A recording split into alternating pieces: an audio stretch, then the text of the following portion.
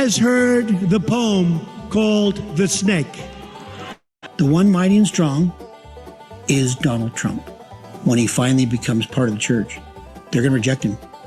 I want nothing to do with that man. On her way to work one morning, down the path along the lake, a tender-hearted woman saw a poor, half-frozen snake. Is what people are going to say. They don't want anything to do with him. They don't want anything be a part of the church that he's a part of. Why do you think Trump is going to be the last president? Because he's going to wipe out the government. Daddy, chill.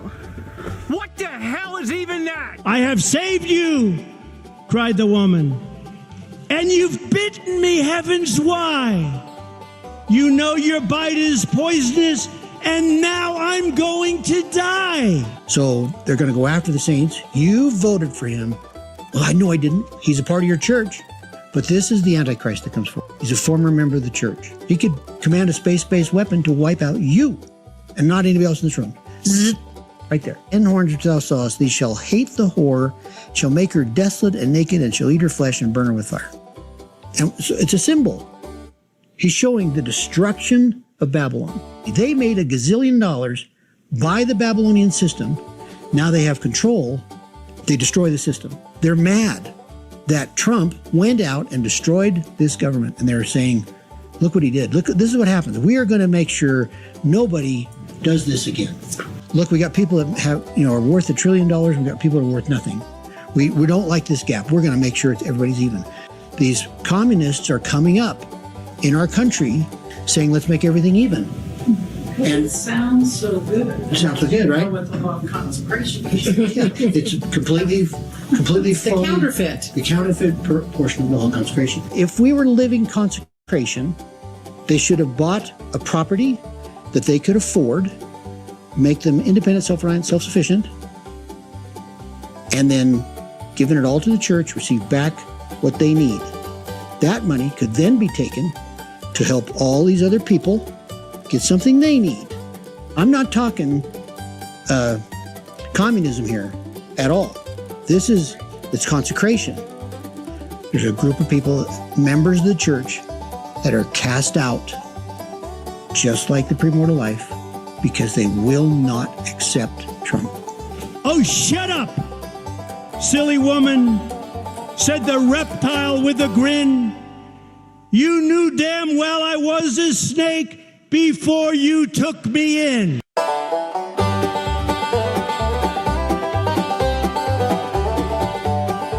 Big top goes up, preacher works the street. Come find Jesus at the meet and greet. Sell you heaven, then shake you from their feet. They'll raise the dead, they'll cure your gout. Pass the plate, take a pass on down, 'cause charlatans never change. Soothsaying in that holy name, fools burnt in holy flame. Oh, charlatans never change. Woo woo! Still everybody's favorite. Sorry if I am choppy, everybody. We are having a strange thing happening here at Ex Mojo Studios, the Church of Korihor. Hello. We're going forward anyways. We are going to bring on our guests here in a moment to react to the content you were just watching, which is a new friend of the program, not so much really, Ben, by the name of Kelly Smith. Actually seems like a pretty endearing Mormon fellow. Let's get a different view, though. And yes, my house is still under construction. But I just wanted to kind of introduce this content here before we get into this and introduce you guys. Of course, you know Exmo Snark. If you don't know, they are Kirsten and Megan. And I hope that you appreciated in the thumbnail that it says, those who reject Trump will be cast out with Kirsten and Megan. Of course, I wouldn't have it any other way. You'll note, I mentioned this to Kirsten just a minute ago, and you're going to see why here in a minute. That I very nearly, in the part where he talks about how the Antichrist is the horror that at the end of that will bring about the end of the world and must be defeated. And then he talks about the Antichrist being an ex-Mormon with great power, including maybe Jewish space lasers. I almost put her face on there wearing the hat that she is currently wearing. You're going to see here. But basically, this man wrote a book a while ago after I'm just summarizing because I went through hours of this guy's content. Just a couple of days ago, he posted a group in Utah called Sisters of Liberty posted another talk, a second talk that they've invited this man back to talk about his book, which describes Donald Trump as the first horseman of the apocalypse and the one mighty and strong. We're going to get as little commentary as necessary on that, but let's go ahead and bring on our snarky ex-Mormons. We got Kirsten and Megan. Let's go ahead and bring them in. Let's see if we can get, here we go. Oh, hello, everyone. Hello. We're here. Hold on. We got this. Hey, how's it going? Hey, so fun to be here with you guys. Yeah, for this very fun topic. Oh, look at Very the little exciting. bubble. I feel Right? like I'm Madame Leota, like in a crystal ball. I can see the future. I'm going to be the whore of Babylon, apparently. Nice.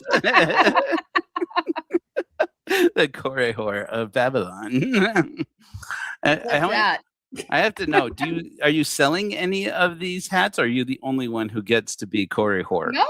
Nope. They're Yeah. on the website. Yeah, outersnarkness.com. You can get a Corey Whore hat. You can get can this also get- lovely, WTF hat. We also have Corey Whore mugs. We actually even have Corey Whore panties on there. Also And have have this on the ass.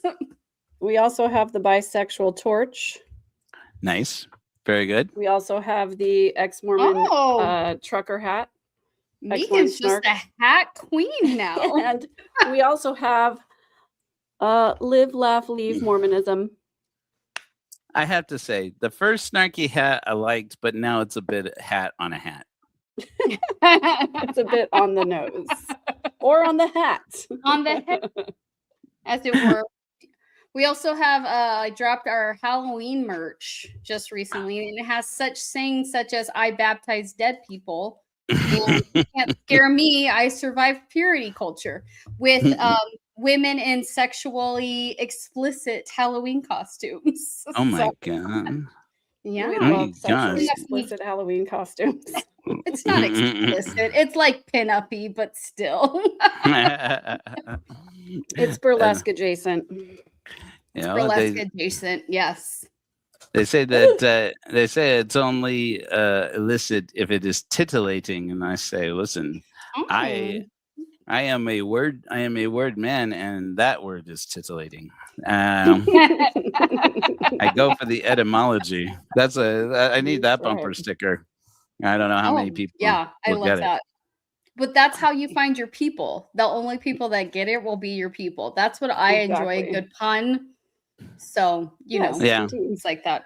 But it plays very well into my problem I have, which is like I don't want to be a part of any club that would have me as a member. It's kind of like that's like, are you my people?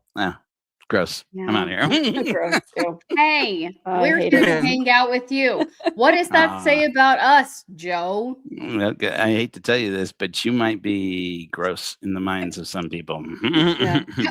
Oh, believe It's me, we true. know. We know. We're women on They the tell us. internet. They tell us every day, Joe. I thought you would appreciate. I wish I'd clipped it out. I saw this thing. I'm sure maybe you've probably seen it, Kirsten. But there's a video of a woman who was arguing with like a Wall Street bro, I think, on the internet, and she talked about he was hitting back about how she had posted something about the government being insolvent, and he was like, Oh, yeah. "Have you seen this clip?" I think so. Yeah. Yeah. I thought it was funny because the guy's like, what do you mean insolvent? And blah, blah, blah, Yes. blah, blah, blah. And she's like, posts the press release of the government saying that the government's insolvent. And he sends her a Wall Street Journal with like the performance of the S&P or something. And she's like, That's not correct. That's not how any of that works. I understand a woman is explaining to you what money is, dude, bro. Well, Yeah, let's bro. talk. Humans. Let's talk Kelly Smith. Luckily for Megan, she probably missed most of the beautiful intro. Ted, Donald Trump, a bard and gentleman, a scholar, reading his favorite poem, probably the first poem, but for him, but not the first poem. If you know the Republican Party, you know they read it every freaking convention. They read this damn poem, and so. But anyways, I always find it ironic because, yeah. Anyways, they think it means one thing.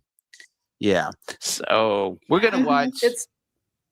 Go ahead. Oh, it's always very telling to me when a group of people that is very polarly on one side of any issue, not necessarily political, but it always makes me laugh a little bit when they demonize the other side, and their demonization can equally be applied to them. It's true. Oh, It's yeah. true. And it was a long time before when somebody told me, this is much true about Democrats as it was Republicans. And I could actually turn and go, not go, shut your damn mouth. Well, Correct. Yeah. And then there was one day that I was like watching, and I'm like, oh, fuck me, man, that's true. Yeah. Yeah. Kirsten and I have often contemplated playing a little game called Was It the Nazi Regime or Was it Mormonism? That's It would be hard to tell. It is hard to tell sometimes. I've played similar games that got me banned on TikTok. So That's why I was like, what about like Salem witch trials? Yeah. Was it the Salem witch trials or was it a routine excommunication? Oh, interesting. Yeah, but now we're going to this is something I've been this is one of my pet peeves. I've been on one about this lately, is the game of, is this Karl Marx, is it Donald Trump, or is it Brigham Young? And That's a great one. That is a great That one. is a really good one. it's like these people, all of them will rant against communism, and yet they talk about the same things. Just 100%. we got one guy who was actually passionately full-time about it and just disappointed he couldn't make it work, and it was Brigham Young. So Exmo Joe and I have talked about this a little bit, and it probably will come up about the law of consecration versus communism. Mm-hmm. It's a fine line. Anyway. Mm-hmm. It's good to have somebody to talk to who actually gets it and doesn't hold water for the church. So we have Kelly Smith. Let's get him on here. And basically, I mean, in case you missed it before, this guy received not revelation, but definitely revelation that not Shane Baldwin. Those of you who caught our last show, by the way, hi Shane. I saw that your team emailed me back, Shane. Hi, Corey Hor. Hi out there, Shane Baldwin. Got your message through your servants of servant, and I'm looking forward to hearing from you. But in any event, it's not Shane Baldwin. Sorry to disappoint you, Shane. The one mighty and strong is Donald Trump. Oh, Chad Daybell. Dun dun dun. Roll over in his cell, soon to be grave. Oh my goodness. Yes, Chad Daybell is, yes, he's very sad in his cell right now. Probably going, oh man, I thought it was me. They take all my I feel like toys. the Kermit meme right now. I'm just like little bubble pop out. That's none of my business. That's none of my business. All right, let's listen to Kelly Smith as much as we can. I condensed down about 20 minutes of some of the better stuff. This guy went on for hours talking to, I'm going to call them the Daybell Mormons. You can click and look at their Sisters in Liberty, also known as Latter-day Media.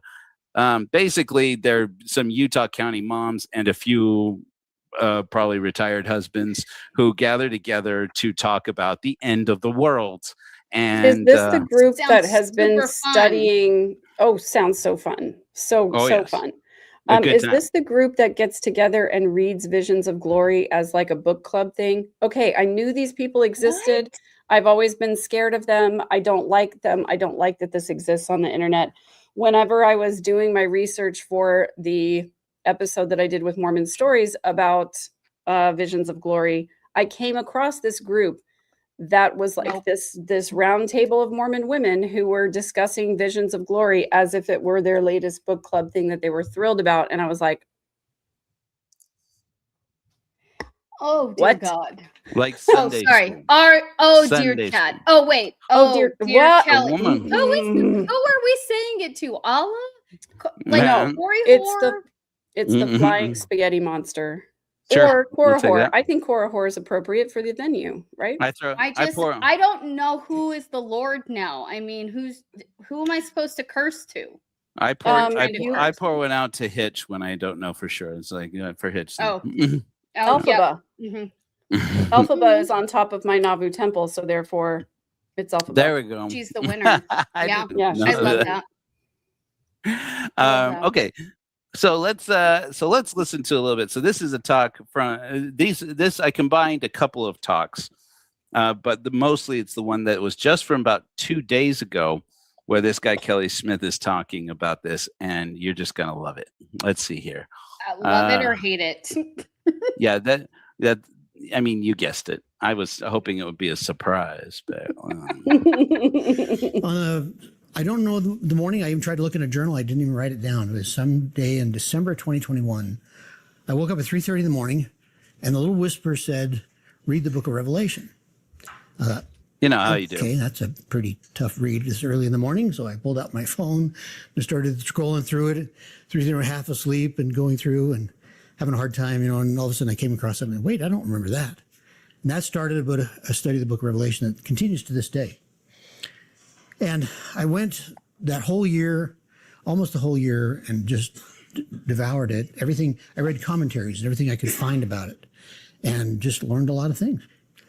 In November 2022, I made a little video, put it on YouTube about stuff I'd learned. And I posted it. I wasn't really happy with it. It was okay. Why do you think Trump is going to be the last president? Okay, there's a hard cut there, but we might as well talk for that there. I had some work business interrupt my preparation, but in any event. So what do we think so far? What do you think about Kelly's call to do this great work? First of all, he's a dude named Kelly. Hey, we do not shame people on looks or names. They cannot control that. Well, says please the allow person me wearing to a hat that says Corey Whore. Please allow me to continue. You. I'm giving myself the label. Please allow me to continue for a moment. Mhm.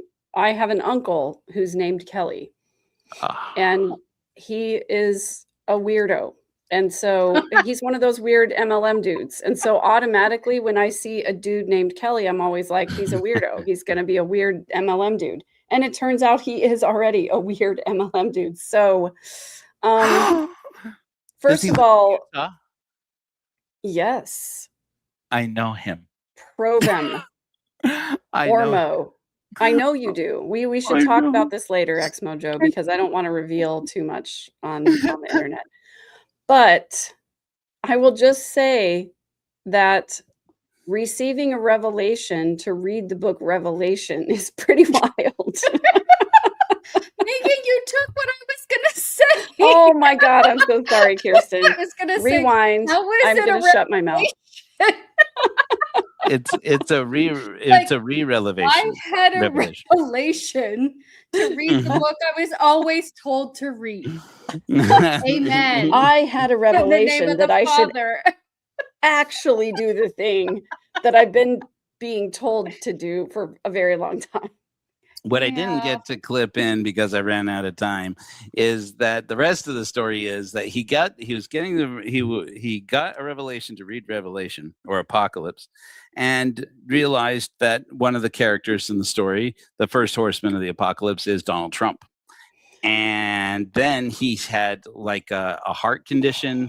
I forget what it's called. And he had like this attack, and he said he felt his whole body like flooded with the results of this attack of some kind. It wasn't like a heart attack. It was something else. But and while that was happening, he realized that his mission was to inform all the saints that they need to be ready to accept Donald Trump, literally as the Anointed One, he calls him, or they will be cast out. So let me get this straight, Ex Mojo. Weird Kelly had a medical experience and then received a revelation. Is that basically like an NDE? Are we doing? I was about to say, did he get near to death? Was he close to death when this happened? Because I seem to remember a very similar sort of prophet who thought he was one mighty and strong, who literally did a belly flop off of a high cliff and thought that he was having an NDE. Did Jump start playing? Do, do, do. Sounded a little bit like the beginning of the album. Right? Just saying, if you hear Van Halen, it's over. If you hear Van Halen, you are close to death, my friend. Let's just be clear about that. I might be just close to my Bluetooth speaker though, because that's like 24/7. This is me receiving downloads, Right. If you're receiving downloads from heaven, and especially if they involve any sort of 80s hairband, really, you are the one mighty and strong that he had on white leather. Oh, I did. Just like Sam Bateman, that white leather jacket. Oh God. Not the fringe, Jesse. The fringe. The fringe of the white leather. The fringe on the jacket. Not the fringe. This is how we know Kelly is a mighty prophet, because he has on a hat. And it's probably made of nice leather cloth, which, as we know, prophets wear leather. That's correct. From what we've seen, yes. Write that down. and or pendants that you find on draped literally over the pulpit at church while you're cleaning the church. Yes. Oh God. Yes. Also, it's very reminiscent of an Indiana Jones hat, and we all know that Indiana Jones chose wisely the cup of Christ. No, don't you disrespect my boy Indy that way. No, take it back, Megan. Take it back. Indiana Jones is the savior of artifacts. Okay, the Lucas girl being destroyed on multiple occasions that has nothing to do with this guy. I feel so bad. I have to admit some compassion for Megan, who stepped right into the Lucasfilm Temple of Doom. That is me and Kirsten. Ready? Air 5, go. Ready? 1, 2, 3. Air 5, like the Brady Bunch. 1, 2, 3. Where are you? I don't know. On that side. Sides. On the opposite side. We did it. Nice. No, it's a fist bump. Yeah. Bump my fist. Or no, fist my bump. What? That's you heard correctly. But you're right, Megan. You have come to the Mecca of Lucas. And listen, I absolutely believe that Indiana Jones is the savior also. I was enthralled with his sermon about the Ark of the Covenant. I felt that his chalkboard drawings were just on point. And I also am very grateful that he remembered to take off 2 inches for the God of Israel. Yes. Because that's what saved the day. And of course, he knew that is the cup of a carpenter. Amen. He did, and then that's what I'm saying. He chose wisely. He chose wisely, but this guy didn't. Don't insult Indiana with this fraudster, this snake oil salesman wearing a fake leather hat. Yes, he's got the fake fedora. That's what I'm saying. Like, he's trying to be Indiana Jones, and he's clearly not. I bet he's not even an archaeologist. He probably isn't. Saying. He probably doesn't even have a real degree. I bet he doesn't even wear glasses when he's teaching. Right? He's probably not even a professor. So his dad is probably not even Sean Connery. I knew it was Right, Indy. Kelly? Is your dad even Sean Connery? Like, come on. I'll take Joe's the like, "Can we rapists please for move on? 1,000. I have an actual point to make." That's what you get when you invite the Snarkians on. I'm so sorry. This is what We happens. can't take anything can't- seriously. No. we Seriously, can't. I was literally going to say the same thing. I would have to call. I'd have to put up the hotline number if I'd have just like stood and just like sat here watching this Mormon talk about Donald Trump for like an hour or something. I'd be like, if you have intrusive thoughts, Jesus It- Christ. Oh, sorry. no, Chad did. No. Kelly, Kelly, no, Donald Trump, No. MAGA. No. Shit. Get it straight, Kirsten. It's Indiana Jones. Get your head Indiana out of your Jones. ass. Jones. Jesus, I knew- Mary We and called Joseph the Smith. dog Indiana. Call him dog. You are named after the dog. I really The, like that dog. I really like that.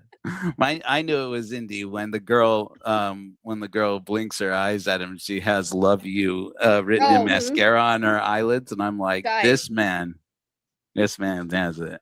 Mhm. I did that at BYU. I was trying to win Blink 182 tickets, and I went Blink, and I had 182 written on my eye. I thought I was so clever. I You also were went very into the clever. Wilkinson Center and danced on a table and got yelled at. So, Kirsten, did you dance on a table because you were drunk? Because we all know Like that's what my happens friend when you're thought. drunk. Joe, Drunk to late catch at you night. up on the lore, I had a Mormon friend that was worried if I had one beer, I would dance on a table because that's what her mother told her. After even one beer, you will dance on a table and show your underwear to people. That was, I hate to tell mama at home, but that's a lie. I happen to be educated and know that it's a margarita. And One margarita. one What is it? One margarita. She's One gonna, margarita. she's gonna open her legs. Something like that. I don't remember. Anyways, end of the world. Because he's going to wipe out the government. The United States America is God's chosen land. Its Right. purpose was to establish the New Jerusalem. Right. The founding fathers wrote about that. They recognized we're doing something God they wants us didn't. to. We can tell. I think we're going Right. to build the New Jerusalem. Yeah. They also had a classical education of history Yes. with all the greatest ideas from the Romans, the Greeks, like all of them. And the story of the Iliad and the Odyssey is about Starring Zendaya's husband. Some this bullshit and later. the usurpers have taken over. The usurpers? I love that word, by the way. Later. He is going to I don't know why why Adobe screwed up all my graphics and my voiceovers, but I had like the perfect little pauses there. Not that it matters. No. At some point in the near future, you're going to hear my voice pull in and say, "Yet more Mormon bullshit later." purposely destroy the government, or do you think it's because he's battling against the deep state that he's going to destroy their organization, which is so intertwined with the government that he's got to throw the baby out with the bathwater? So if we turn to Revelation 13, There we go. we talked a little bit about this last time. Verse 1, the JST version there at the bottom. Don't do it, Megan. You're better than It that. says, "And I saw another sign in the Damn it, likeness of the Megan. kingdom of the Again. Lord, a beast rise up out of the sea, and he stood upon the sand of the sea, having 7 heads and 10 horns, and upon his horns 10 crowns, and upon his heads the name of blasphemy." So it's a 7-headed beast, and one of the heads is wounded. Okay, not Oh, no. completely killed or cut off, but a deadly wound, severe wound. Just needs a band-aid. So let's catch up to this part. Okay. Megan probably knows this very well. So what is this that he's talking about, the wounding of the 7-headed beast and the one head and the blah blah blah? I think John was on mushrooms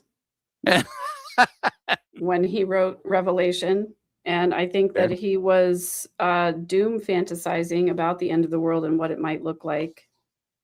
And I mean, So- basically, And that is how we started the original fantasy smut. and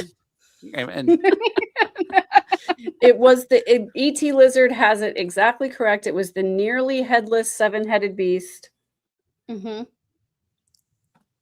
With Was the not fully oscillating heads. decapitated, just Not fully decapitated, just wounded. nearly, just wounded, so you could, Yeah. The okay, that threw me off a little bit, but that's good. That keeps Sorry. me on my toes a little bit. Sorry. No, you invited the wrong people here. We had long days No, at work, and all obviously we not. got is snark I for you. reject right. this. This is obviously not true. No, so the guy that keeps there's one dude who asks questions in this group. Well, at least on this particular day, and Yes. he's the one who brings up, and his wife is obviously from they have a shot where she turns and goes, "Ugh," and scowls at him. And I'm like, this is the most Mormonist of meetings. It's almost exactly like gospel doctrine class.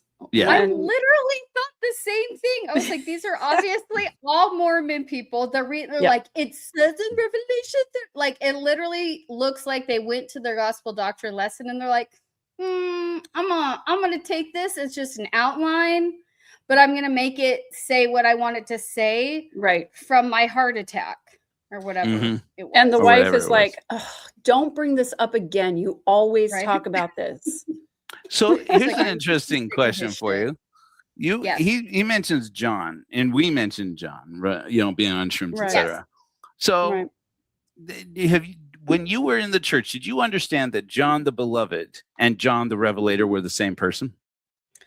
I think that I knew that, but I didn't it's one of those Mormon things that I knew while I was teaching gospel doctrine and then immediately forgot as soon as I stopped teaching gospel doctrine because I don't care. Because here's the thing, biblical scholars pretty universally pan the whole idea. They're like, it's almost certainly John of Patmos or somebody else, but we don't actually know who the John of the book of Revelation is. But recently it came up in some Hellfire Agency content because I've been covering Shane Baldwin, who is also the one mighty and strong. Oh, he won't love that I said also right there. And has now recently basically declared himself also the second coming of Christ, and also he's the Holy Ghost, and he holds the keys of death and hell. And so all very But is he a whore of Babylon? I don't think so. I think he would argue that he was.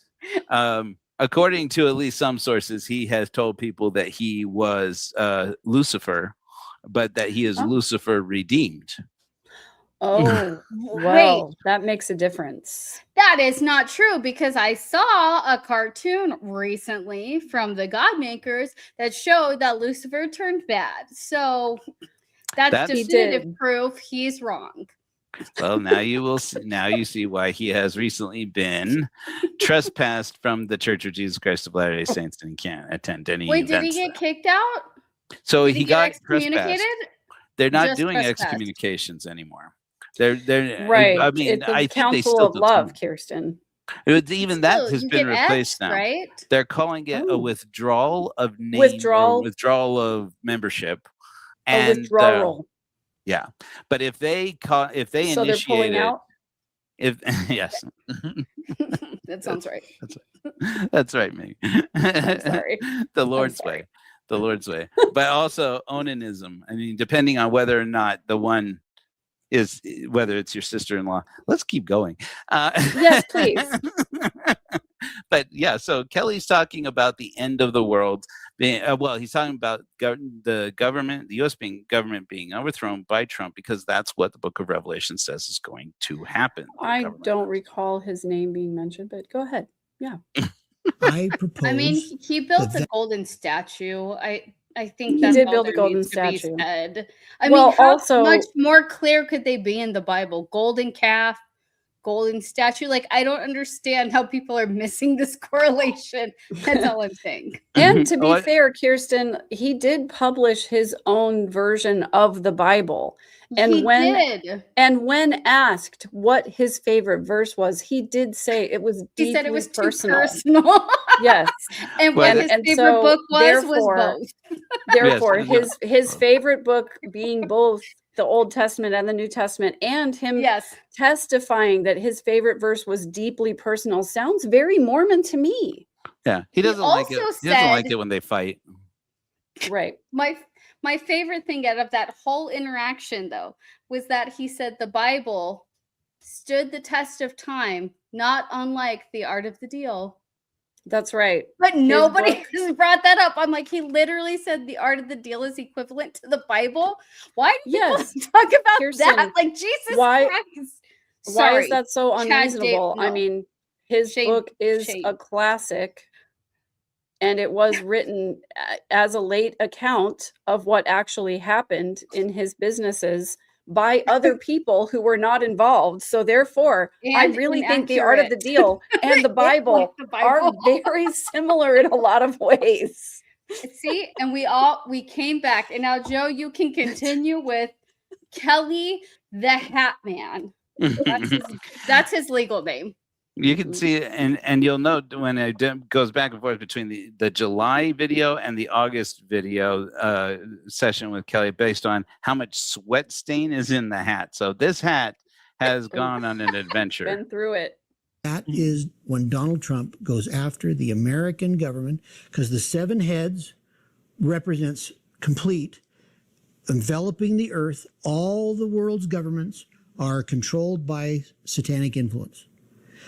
Right. So he's taken this. You can bring anybody who is holding their breath when he said all the world's governments being controlled by, and you went, I can hear all of your sphincter muscles simultaneously. Let it go. He did not say, he did not say. One of the United States government, which has become so corrupt that he's going to wound it. It still leaves 6 left over. And then it says, and his deadly wound was healed. So all of a sudden it comes back, You probably back put to 7 essential oils on it. but something's changed. Little Joe And frankincense. it says, and all the world Yes, wondered sir. after the Little beast. doTERRA will solve They that. worship the dragon, A little the young power of the living. beast, and they worship the beast, saying, who is like unto the beast? Who is able to make war with him? So Trump is no longer part of that anymore. He's wounded the beast. He's done his job. He's now Mr. focusing Beast? on No. Zion. Right. Now he's got So he's talking about when Donald Trump destroys the government, which allegedly has not happened yet, though I would argue this prophecy so far is coming true. Yeah. Now, that being said, it Yeah. was Sunday, so Oh, so this has it already hadn't happened. yet. But so his prophecy is that Donald Trump. Now, again, part of the things I didn't get to clip in was somebody raised their hand during the question and answer session and said, Mhm. "Didn't Donald Trump say he left the Protestant church?" And he had to correct them and say, "You mean Presbyterian church?" And yes, he did say that. And so the conversation then turned to, so he's Mormon now. I mean, everybody knows maybe he can't come out and say it, but he Oh. was obviously baptized. So So Whoa. I beg your finest pardon. They are saying that Donald Trump was baptized as a Mormon now. Okay. Yeah. That's very or that he will interesting. be, or that he will be, You know, because he's the one okay, mighty and so strong. I'm I just mean, gonna if we're gonna dive. go there, they baptize anyone, especially after they're dead. So, like, Right. pretty much everyone that's ever died is Mormon now. I Mhm. guarantee you that there are at least a 5-figure amount of women who have Donald Trump's information set aside and ready to go on a blue card as soon as he kicks the bucket. I Oh. guarantee it. Yes, I guarantee you. guarantee it. The other part, though, of this that I do want to point this out. Donald Trump back in the day when he was being interviewed about his political affiliation, he said that he was didn't identify as a Democrat or a Republican, but if he were ever going to run for office, he would run as a Republican because they were so gullible. I bet that he thinks the same thing about joining the Mormon church. Like if he joined yeah. the Mormon church, that the reason he would do that is because he would be able to grift on a level like he never has grifted before if he were a Mormon. Can we just drop the word grift? It's way beyond grift. It's fucking lying. Oh, Mhm. yes. It's like it's not yes. a grift. He just Ah. flat out lies. I said what I said. Write it down. Quote from Mm-hmm. Kirsten on August 19th. Liar, not grifter. You know, what is great is that he might be a liar, but we know his pants are not on fire because they're too wet with his shorts. Oh shit. Literally. Literally. It'd be holy shits then if he was Mormon. I'm just man. Oh my god, I Yeah. just had a question. Okay, so if you're wearing depends, do they go under the garments? I'm assuming. You know how Well, the bras used to have to Kirsten, go the garments over are the supposed garments, to be and now they're next to your under? skin. Right? That's what I'm saying. Yeah. These are questions I have. Anybody is a true believer Mormon? I would love if you could please look into that for me. I Does bet you anyone anything still Charlie have Kirk their has been family baptized. search? Oh, 100% he I has bet you been. anything Oh, he has been. He at was least- probably at baptized least within was. 48 Oh, hours. yeah. I bet Oh, you. yeah. Yeah. I thought you were going to say 45 minutes, and I was like, "Yep, that's valid." In fact, I bet the CIA agent who, you know what? Never mind. Oh my God. E.T. Lizard, I agree. Probably. Or having his ordinances performed. Oh. Mitch has Well. probably already had his ordinances performed multiple times. That's what I Oh, always yeah. found like so hilarious is whenever you find a famous person in Family Search, there's a list of like 68 people Yes. who have done that their did ordinances work. already, and it's like the number of people who claim to be related to Charlemagne. It's absolutely wild. Oh, it's insane. Yes. It's like Yeah. Charlemagne had 84 children, is how they make it seem. That's the only They make way it would seem work. that way. Yes. Yeah. It did seem to Sorry. be that I recently watched a podcast where they were talking, some crude ex-Mormons were talking about how Donald Trump went on a phone call with a Mormons for Trump or something, and happened to use Oh yes, a bunch those of coded bitches. Mormon language. I I can can't tell stand you those about ladies. this. So, are we talking? Maybe we're It's not us. talking about the same It's thing. us, Megan. Oh yeah, Yes, it the was Trump us. phone call, and it's still It's- up if you ever want to it's- watch it. It's on YouTube, Analyzing Mormonism, who is Julia, whom we love. She Yes. has the whole thing on her YouTube channel. And it was definitely Trump actually used the phrase, the Constitution is hanging by a thread. Which is a direct reference to, or fairly Joseph direct Smith. reference to, The White Horse Prophecy. the White Horse Yes. Prophecy, which, according to Mormons, if you ask them about it, when in mixed companies, say nobody can confirm that even exists. So that I don't think that's even real. I think that Kolob. I've never even heard of that. There's We no found book it of on the BYU What's- website when we were looking it up. Like, I Yeah. don't know. Megan It's and I available do our publicly. best to only use church-approved references so people can't call us liars. Yeah, So it's like they do it interesting. They anyway. didn't say it. It's on churchofjesuschrist.org. So are we lying or is the church lying?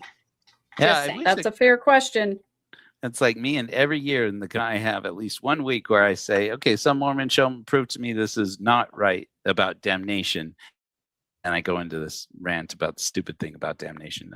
I really got to let it go. But anyways, okay, this is. A much bigger role Let's hear what else he has than to just say. saving America. He's saving the world. Oh yes, I know you're building up anxious. the kingdom of God in such a fashion where, because there's going to be pockets of Zion all over the world, and I love he knows pockets. that. He's been given that commission. Hot pockets. And so, but the Hot beast pockets system of then Zion. takes and tries to reformulate what was created. Dude, we got Jenny. We got Jenny in the Hi, house. Jenny. Hey, Jenny. It's Life Take Two. You guys don't know Jenny. She's a celebrity here among the Cora Horrors. Welcome, Jenny. It's so good to see you. But yeah, But is she a Corey whore? Is the real question. we don't. Not like you are. Not like you are, Kirsten. Oh, well, I mean, that sounds right. Well, I meant to do it a good way. That's right. I'm always in this house. This is the house I'm building. Oh, cute. Yeah, it's my tiny home that Elijah and I moved into across the country because we couldn't get far enough away from you Mormons. Are you in a pocket of Zion? I am Because not. Kelly says you're going to be in one. Yeah, I there am are pockets of Zion. I am deep All over inside the the world. Bible Belt where my trans kid is safe from Mormons. Yes. So yeah, yeah. So Thanks, it has anyway, pockets. so let's. Okay, so yeah. So Kelly, go Make ahead. war with the saints. You voted for him. Well, I know I didn't. He's a part of your church. You're a part of it. Denounce He's leaning the into it. church. Or, this is the fifth seal stuff. This is the hard part here. Right. Yeah, persecution complex is a big part of the one mighty and strong. Yeah. Oh, yeah. I don't know if anybody knows about this. Oh, I had mentioned about John, by the way, earlier, because I mentioned Shane Baldwin. If you guys don't know the story of Shane Baldwin of Zion Media, his story is that John the Revelator is John the Baptist, or not John the Baptist. John the Revelator is John the Beloved, who has tarried on the earth and came to the prison where Shane spent 5 years for securities fraud, and appeared to him, not appeared like through a wall. He claims his cellmate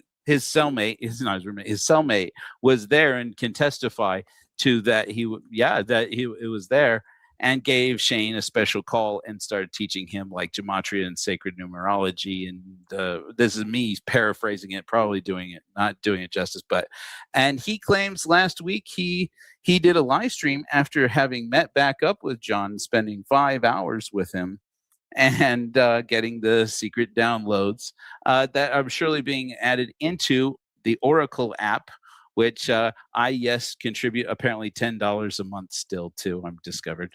What, Joe, I just have to say, how could John be with Shane when I know the 3 Nephites came and was helping me because my husband's car battery was dying and we took it to the mechanic shop and there were 3 men working there.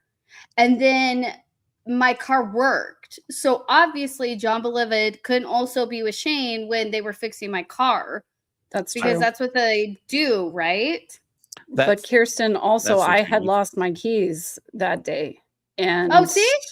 They were busy. There's no way that happened because obviously the 3 Nephites and John the Beloved were very busy with me and Megan's problems.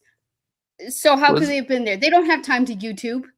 That was the day. Was that the day that those flock cameras were vandalized? Because me and my friends Tyler and Luigi, we were feeding the homeless that day and outside of cell phone service. So, yeah, I remember. I'm sure that was it. That was it. It was a good day. That was a good day. They were getting around. part of So sad about those flock cameras, though. I mean, It's such a shame. Really. the church. And Trump's now associated with it. Now they're going to come after the members. This is the persecution that comes about in chapter 13, that there takes great They're always faith and coming patience after of the the saints faithful. to endure the terrible tribulations. I don't want to get this; it gets really dark and deep, and I don't want to go there. But then, verse 11, and I beheld another beast coming up out of the earth, and he had 2 horns like a lamb, and he spake as a dragon. We talked about this last time. But this is the Antichrist that comes forth. This is where I mentioned. How does it go, Megan? That more than likely, he's a former member of the church. He comes forth, and he speaks like a lamb, speaks like a dragon. So in reality, it's a dragon in lamb's clothing. That's what this is. And Kirsten? he exercises all the power of the first beast. That would not fit. How could you tell the difference? I'm- A dragon is much larger than a lamb. Kirsten, So- I'm envisioning a new tattoo for you. Because Of a I'm dragon just a with, like- Stanley cup that you Yes. can put stickers on. What? A dragon with a lamb skin that only goes over its like head and neck with the horns, with the lamb horns. And I will not be doing that. But thank you for the suggestion. You're but what if it's a horish dragon? I mean, you could go, Yes, it should be a horish dragon, Very- scantily clad. very Game of Thrones. Is it in the colors of Lisa Frank? Yes. And we're Yes, talking. Of course I've it seen is. it. Of course, you've seen it. Then we've all seen it. We've Yeah. all had the vision. We've both seen the So say- dragon. We've all had the So say we dragon. all. Twisted leaps sheep clothing. That's how So you say know we. it's true. Because all Out three the of us mouth have of had the 3 vision. witnesses. That's right, 3 Right. witnesses. That's right. We are the I 3 saw- witnesses I saw to the holocron. the I dragon know. in lamb's clothing. Whose deadly wound was healed. They mentioned this deadly wound being healed twice here in this verse, in this chapter. He doeth great wonders. There's some kind of controls and powers he has. And he deceiveth them that dwells on the earth. He deceives them. He tricks them. He has power over technology and all these kind of things. He can show these things. So who is he talking about right now? Sounds like the Mormons. Oh, wait. No. It does Power over technology. I just assumed how many stocks they have in the AI companies. Just saying. Well, Yeah. I thought he was talking about the beast at this point, but now I'm confused. Right. He is talking at this point. He's talking about the Antichrist, which again, throwing my hat in the ring. Only person not wearing a hat in here because I've thrown it in the ring. Joe Rollins for Antichrist. Korihor anyway. Mm-hmm. Maybe some say the Korihor. But he's talking about that. But at the same time, I'm listening to him like, how does this man not think he's talking about Donald Trump? How does this guy not think that it's like, if I were in that room, I'd be like, it sounds like the Antichrist you're describing is Donald Trump. Is Donald Trump. Yes, that's what I thought as well. It's kind of like when I started my TikTok and I started putting, anti-Mormon lies on my TikTok because that's how I operate apparently. And one of my frequent male commenters, who is clearly LDS, made a comment that said, "It's really sad that you've chosen to kick against the pricks." And he didn't realize what he had done because I literally... The poor bastard. He had no idea what was about against to the befall pricks. him. Get over here so I can kick you. I love that phrase so much. I do too. I love it so much. Kirsten, we need some kind of a t-shirt in homage. Kicking against the pricks. And it's just like just kicking the pricks and have a little carrot against. Yeah. And just have like Chad Daybell bent over, Joseph Smith bent over. Yeah. I like having Joseph Smith bent over. I really like that. Oh my or goodness. Dallin Hopes. I meant for kicking, not for any. That's what I'm talking about too. Oh, okay. I'm talking about kicking. I thought I had. Kicking him in the behind. I thought I had you pegged for something else. I'm just gonna keep eating my M&Ms. You guys can talk. I'm eating my M&Ms with nuts. Are they peanut M&Ms? Get dirty talk. You guys just get sugar daddy. Exactly. Yes.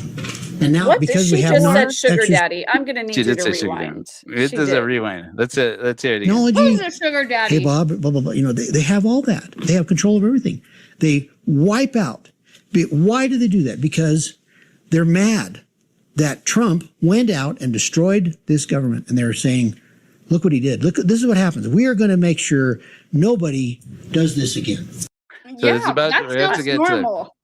So he's talking about once again, so that we can have the collective sphincter release or relax, not release, don't release. That He's would be talking a catastrophe.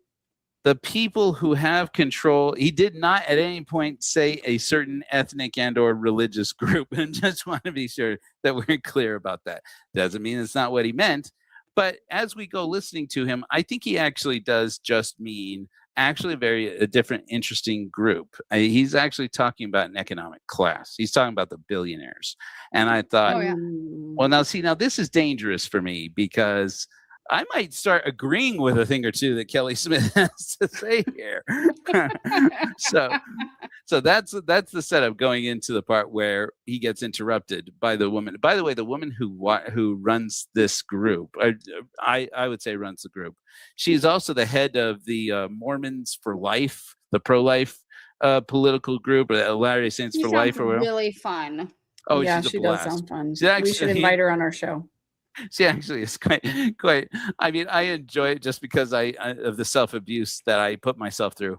But she's also, if I remember correctly, the mother of Connor Boyack, who is somebody who makes me feel very conflicted. Do you know Connor Boyack? No. He's Connor Boyack? Are you familiar with the Tuttle twins? It's a book series. Okay. Yeah, I don't internet. A libertarian activist. No, this I is not literally happen to be on the internet. Anyways, okay. But we'll talk about it some other time. Okay, go. I need to hear more about this. This woman interrupts. Okay. Okay. How was their sugar daddy? Huh? The taxpayers were their sugar daddy for so Exactly. many years. Yeah. And now because She they have said not I was exercised their sugar the daddy. controls that No, she said that. Oh, well, yeah, I guess so. Their She's, sugar Because she said be, because we're the taxpayer. Yeah. She's Oh. the taxpayer. Yeah. yeah. She said, Okay. yeah. But That's- when if you hear a Mormon interrupt somebody like in this setting and say, "Well, the taxpayer was their sugar daddy," who's the they that they're usually talking about? Do you think immediately without any other context? My mouth is full of M&Ms. The You have poor to and stop. needy. Right. People, you're talking about an economic class, or you're talking about a racial group, or you're talking about, people are the descendants of so and so, or Also, whatever. though, Joe, a very wise person once said that if you pay particular attention to the verbiage that is used during an insult, you will learn a great deal about the person flinging the insult. Sugar daddy is a very specific word. It's meant to describe a very specific situation. And I find it really interesting that this woman decides to use the word sugar daddy as an insult towards people who need government assistance. That's all. Right. But it's curious because he's talking about people who control the world. And it's Right. like it feels like a disconnect, but at the same time, if we were talking about people who lived off of the teat of the government and billionaires wouldn't be wrong, that would actually be the right answer. So Yeah. I just want to bring in just before we get a chance, we lose a chance to talk about it, to say it again. If we lose Kirsten any point in the time in the next few minutes, she's just going to drop out on us. She has family obligations, and I want to say thank you very much for being here. No, Kirsten thank just you. has more important shit to do, right? Oh, I get it. I didn't know it was like that. Yes, heaven Yeah, I forbid did. we take care of children. Yeah, Yeah. I know. Give me about 15 more minutes. How very Nice. pro-life Okay. of you, Kirsten. should be in place, that there should not be monopolies. We used to have anti-monopoly laws that were enforced. Nope. Oh, okay. This you can't see in the desktop. Some of you can see a little bit of it. They There's no actually control. cut out his audio when he starts mentioning, but you can see it censored in there. He says Tesla, he says Google, he says Apple, he starts naming corporations, and I'm like, whoa, Kelly, bold. And they're like, Bold, don't say that. But here Wow. at the Church of Korihor, we name names, but right? I'm like, Kelly, are you That is you bold. flirting with me, sir? Especially on the internet. My God. Oh my God, I think I might. I mean, do we take this shit to OnlyFans? I mean, what's going on here? I think so. I think that's the only move. Control of these people because they help vote. At some point, I have to show everybody my impersonation of Bernie Sanders if he was into fetish stuff. They pay for the politicians to get in office. They're not going to say, okay, help me get in office and I'm going to break you up as a company. Yeah. No way. And so that's what they do. They wipe this out. They remove all possibility of having a free society, of setting up a business, and they're going to get everybody to buy in. You had me, and then you said a free society of setting up a business. And then you lost me. You lost me there, Kelly, because I mean his definition of capitalism is and free market capitalism is, well, you can start a business, and it's like, you can start a business in a socialist country there, Kelly boy. I don't know if you heard about this, but it's like they have some of the best businesses in the world are in Scandinavian socialist countries. I do have to agree, though. I think Monopoly is a toxic game, and probably nobody should play it. Right? This is where he was actually spitting a little truth for a minute, and I'm like, Kelly, you hitting the books there, big guy, because like you might not be entirely wrong. I mean, does Donald Trump being the one mighty and strong? I might. No. Oh, it's we just lost us. Joe. And not Joe.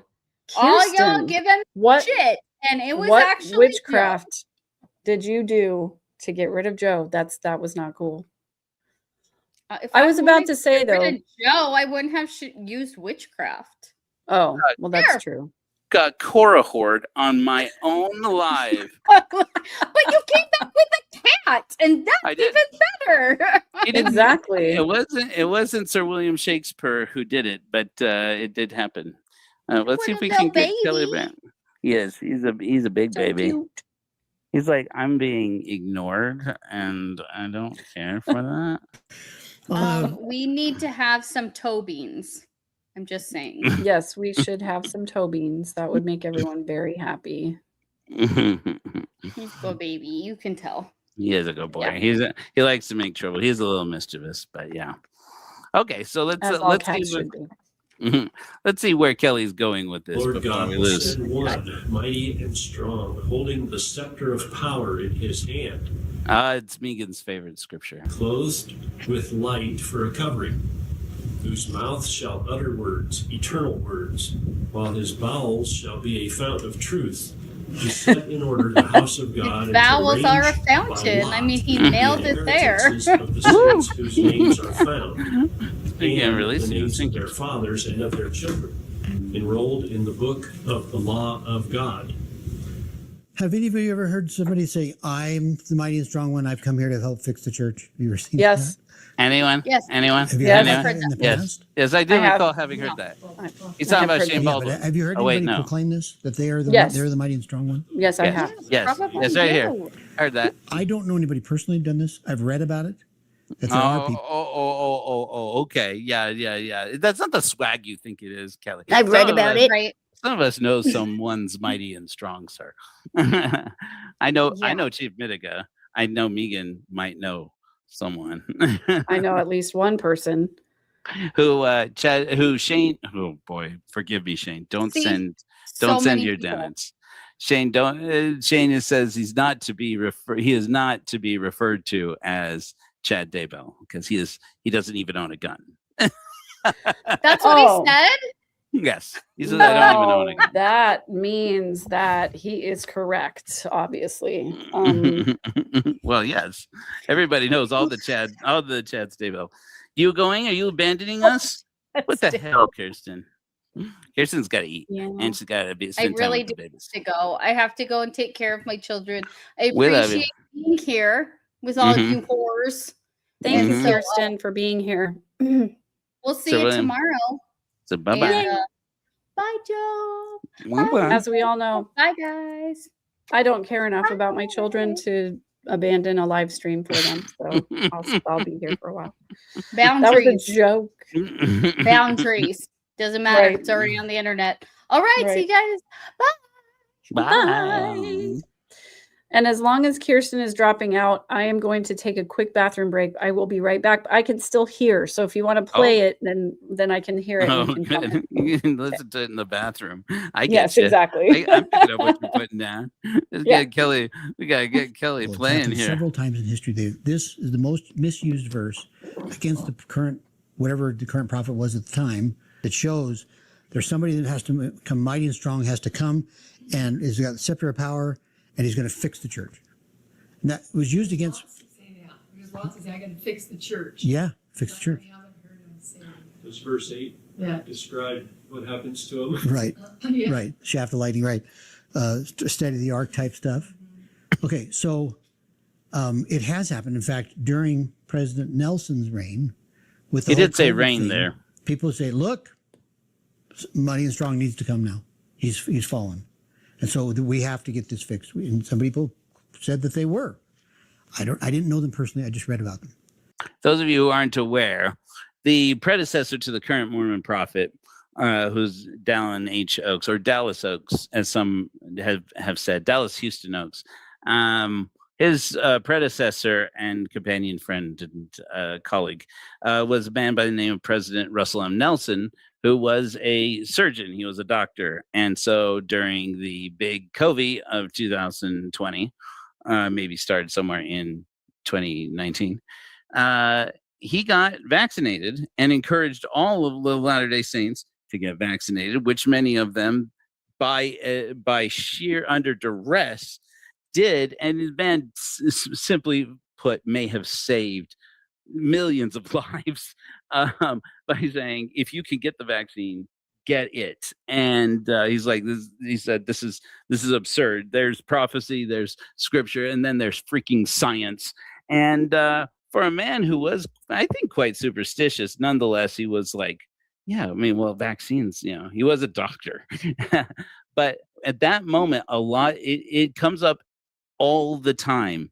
I think that one decision may have actually cost, though we ex-Mormons would love to believe it was John Dehlin and Mormon stories. Actually, we don't really relish the idea that it was John Dehlin Mormon stories, but that was the accessibility of information on the internet, or specifically the Joseph Smith papers, or the CES letter, or the Korihor argument. It was a lot of it was that the Mormon prophet was a doctor who got his own people to comply with a vaccine mandate that they were many were morally opposed to. And it comes up again and again and again and again in this prepper groups that they were forced to take a vaccine. And that's when a lot of them started to talk about, it's time for someone to study the ark. This was of all the crazy shit Mormon prophets have said, this is the one where they said, it's not that he's a false prophet, but he might not be entirely in his right mind. He obviously has fallen.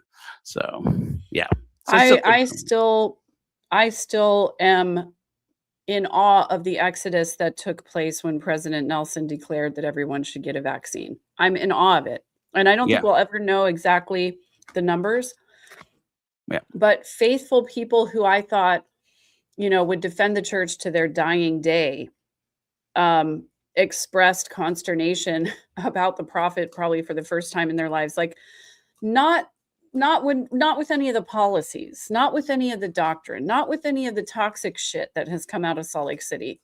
But when President Nelson said you should get a vaccine, that was it. That was the reason. That was the bridge too far. Yeah. Of all the things, I mean, it's bizarre. I mean, it's not so bizarre. It's actually par for the course. Yeah. So, yep. So that's what they're talking about. But this has been used multiple times, and it's the most misused verse. And that's talking about the one mighty and strong. It says, while that man who is called of God and appointed, that putteth forth his hand to steady the ark of God, shall fall by the shaft of death, like as a tree is smitten by the vivid shaft of lightning. So this whole chapter brings up a very interesting thing. Vivid shaft there. Because if you look at starting in verse 1, we're still in 85. It is the duty of the Lord's clerk, whom he has appointed, to keep a history and a general church record of all things that transpire in Zion, and of all those who consecrate properties, and receive inheritances legally from the bishop, and also their manner of life, their faith and works, and also of the apostates who apostatize and receive after receiving their inheritances. It is contrary to the will and commandment of God that those who receive not their inheritances by consecration, agreeable to his law, which he has given, that he may tithe his people, to prepare them against the day of vengeance and burning, should have their names enrolled with the people of God. Okay, so now here's where we get to the meat and potatoes of this. What is he talking about there, Megan? The whole time he was reading that, I just wanted to say, skip a bit, brother. Skip a bit, brother. I had it queued up and I didn't get it loaded in time. I was going to put it in skip a bit, brother. And the people did feast upon the lambs and anchovies and orangutans. And the fruit bats and the breakfast cereals. And breakfast cereals. I love that he says skip a bit after the breakfast cereals. That's right out. Anyway, I believe that here he is talking about the law of consecration. And what sort of thing is that? It is a communist law. Yep. It's basically when, back when the Mormons basically believed that the leadership of the church should be the ones to decide who should own what property and have what money. And so they said, not only bring all the tithes into the storehouse, but bring all the everything into the storehouse. Give it to us, and we will distribute it accordingly, according to people's need. And Joe, I shudder to think what, knowing the current holdings of the Corporation of the Church of Jesus Christ of Latter-day Saints and the way that they deal with their current holdings, the freaking ridiculous gold pile that they are sitting on, and knowing how they don't distribute it at all. I can only imagine how horrific it would be to actually live the law of consecration with somebody like Dallin Hoax at the head, who has no idea what the life of a regular member of the church is even like. And too bad we don't have Kirsten here to talk about this. Not that she could necessarily, but some are aware keenly of how the Mormon Church invests large amounts of money, which they've gotten into legal trouble for, including investing into defense contractors. And part of this inspired my a new product that is not quite launched on the store yet. Why doesn't it? Here we go. Add to stage. Oh, that's just the picture of the thing. Well, anyways, so I got this hoodies that I've designed that read, I paid $60 in ex-Mormon tithing on this hoodie that keeps me warm, and a blanket that keeps a homeless person warm, because Boeing stock can't do that. So basically it can't. You have companies like Northrop Grumman, not that there's anything wrong with them being a company and being a defense contractor, but they are a contractor that makes missiles and bombs to drop on children in foreign countries, and implements of war.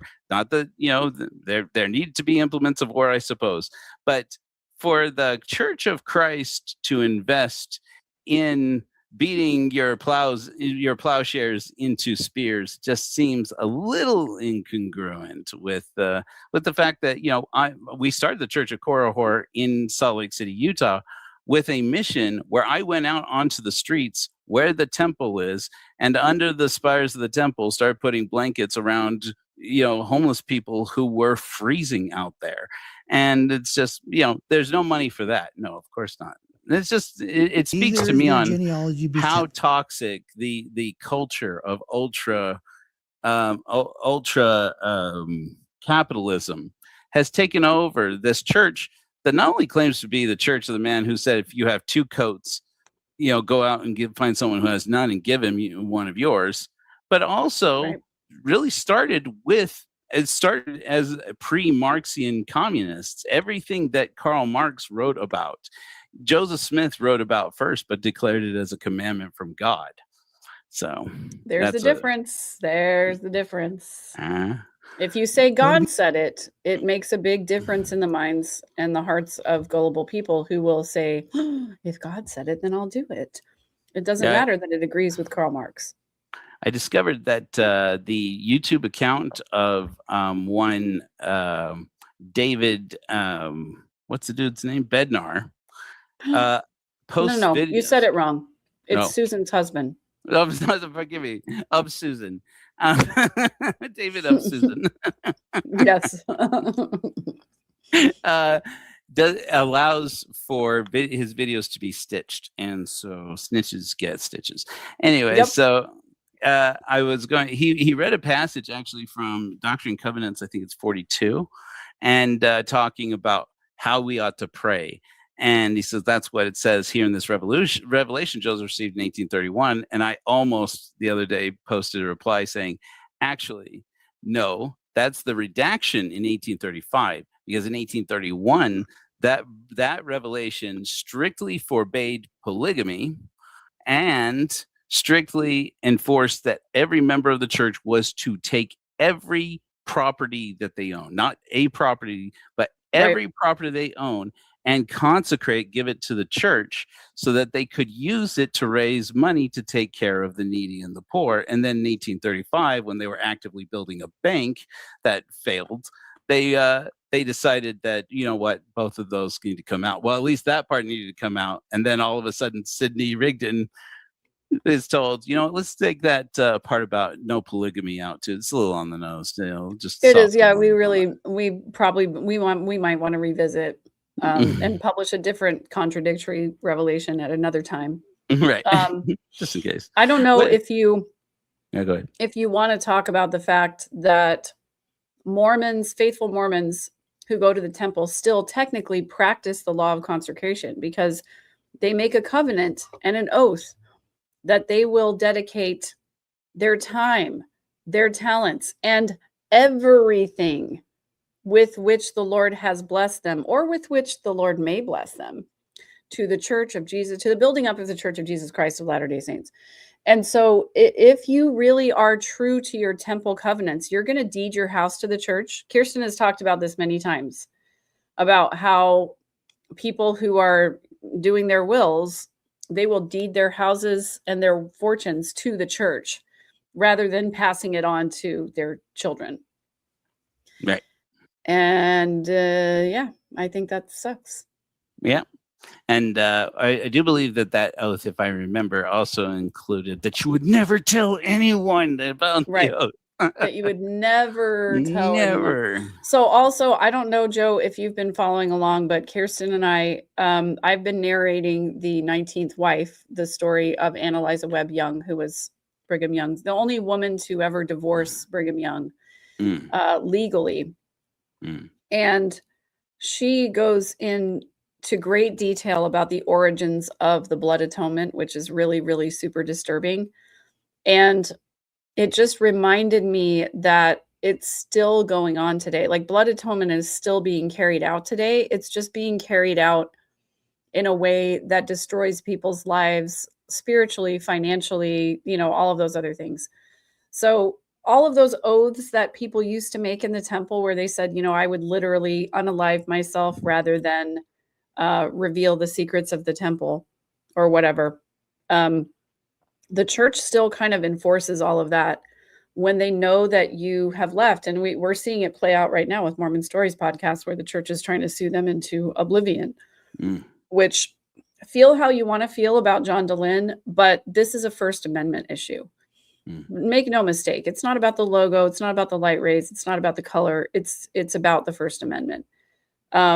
So the church continues to try to destroy people's lives when they leave the church. That just is a fact of the matter. Yep, I agree.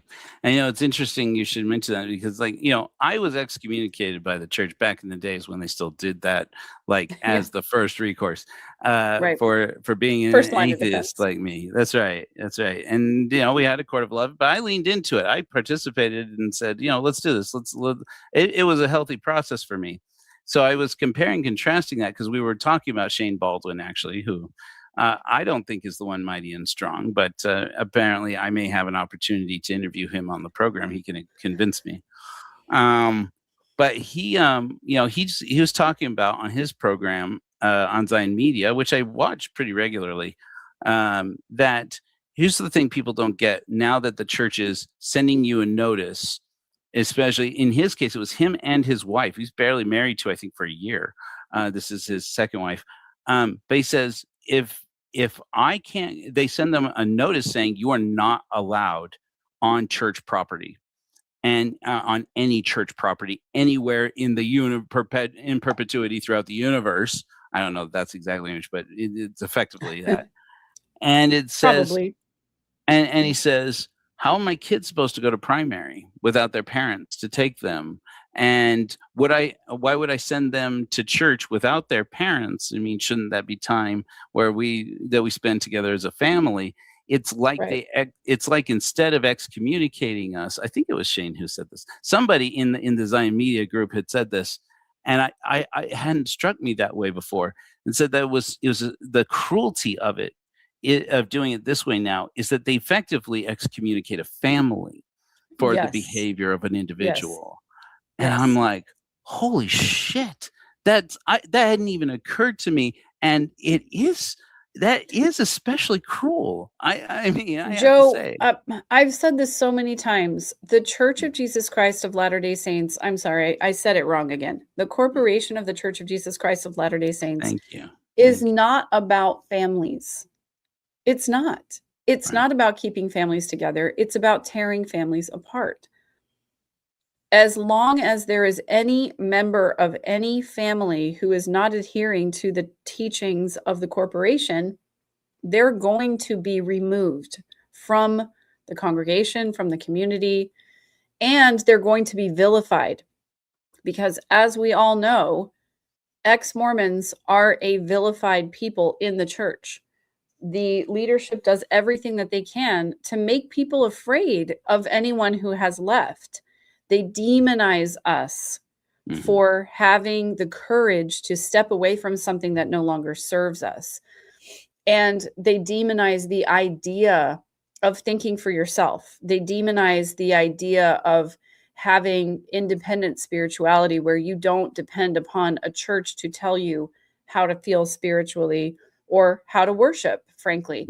And, you know, what I always find so freaking disturbing is that the things I was taught in the corporation are the things that helped me leave the corporation. And also, they are still spiritual principles that I follow to this day. For example, doing the right thing even when it's hard or even when it has consequences. And also, it's like, do what is right, let the consequence follow. That's something that I learned in the corporation.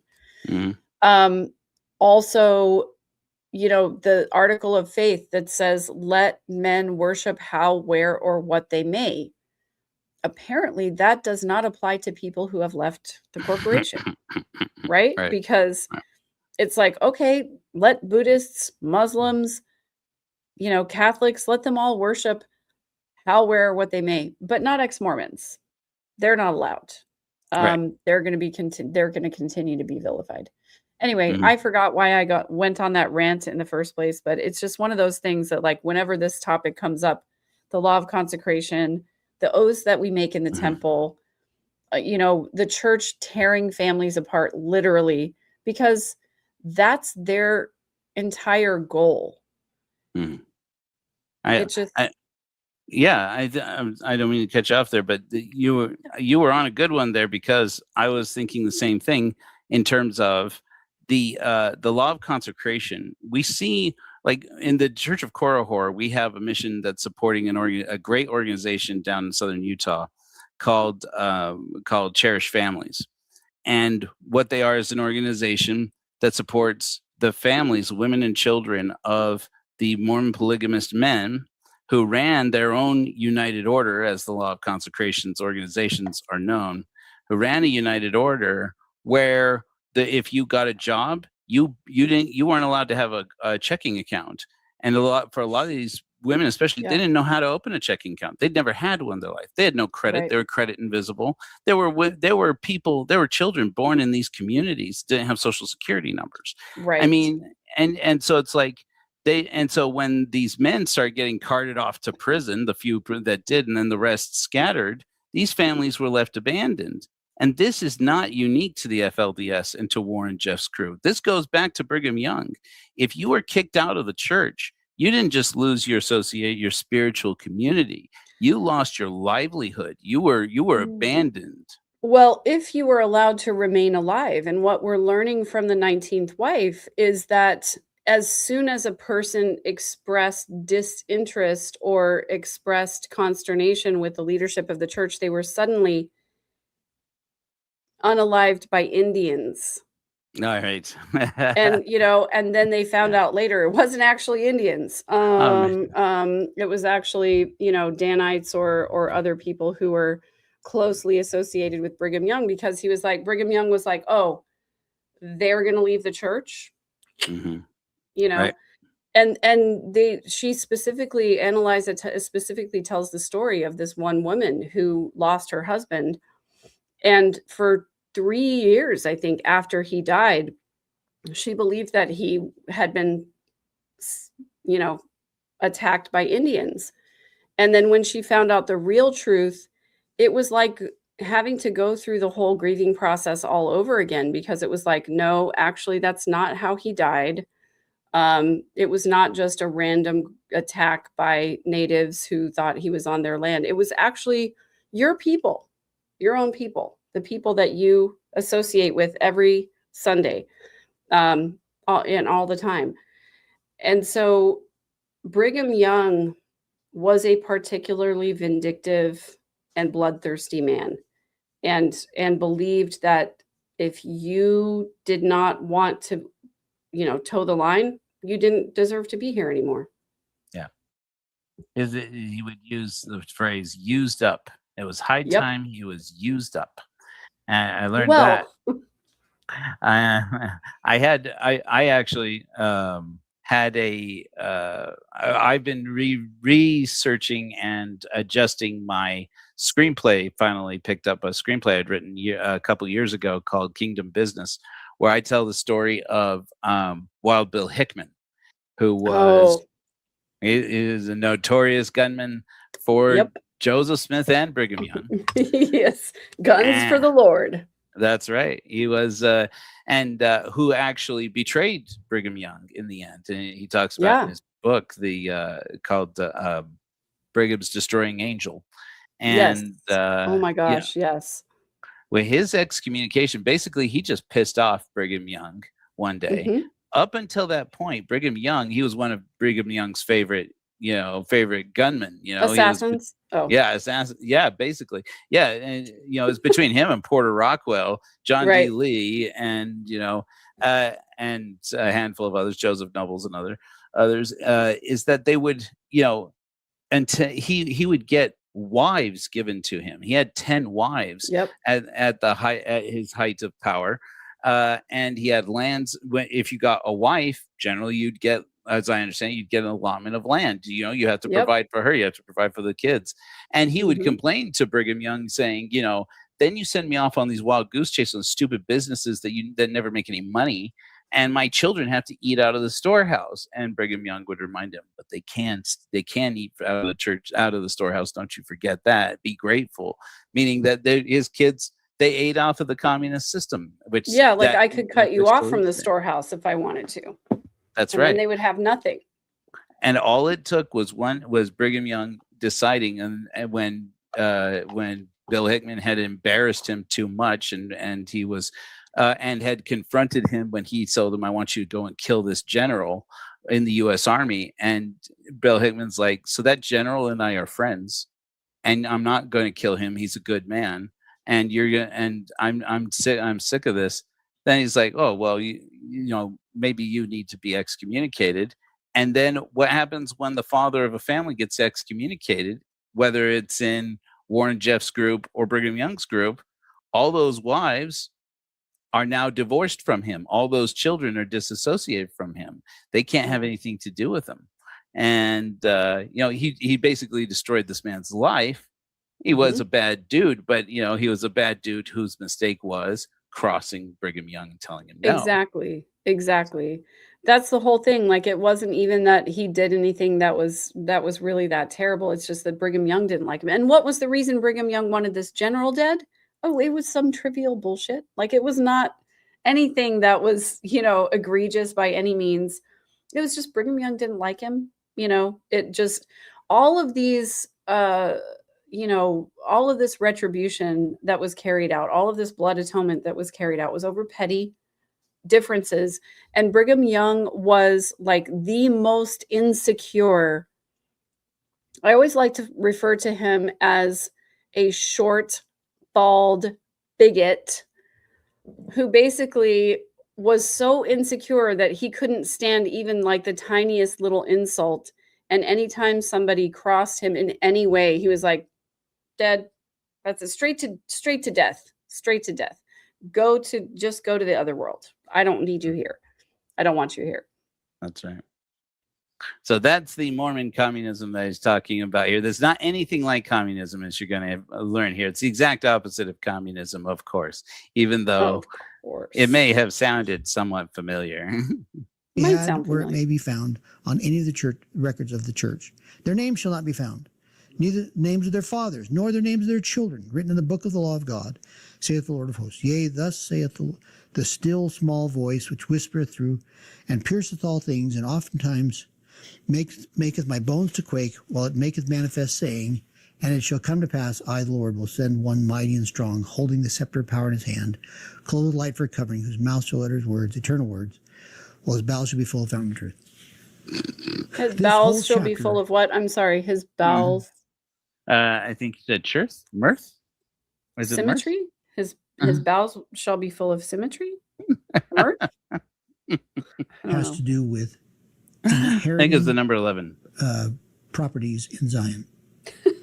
All of these things. Now, the one mighty and strong is Donald Trump. He's the one. He's a real estate. Now, that's not problematic at all there, Megan. Why you make a face like that? Well, he's mighty and strong, and he will make sure that people give all their property to the church, and that the church will mete back out to them according to their need, from each according to his ability, and to each according to his need. What's wrong with that? So Joe, you assume that the church would actually mete out to those according to their need. Naturally. What else? This is why I say it would be terrifying to actually live the law of consecration under the reign of Dallin H. Oaks. And he did refer, I remember earlier, he referred to the reign of Russell M. Nelson.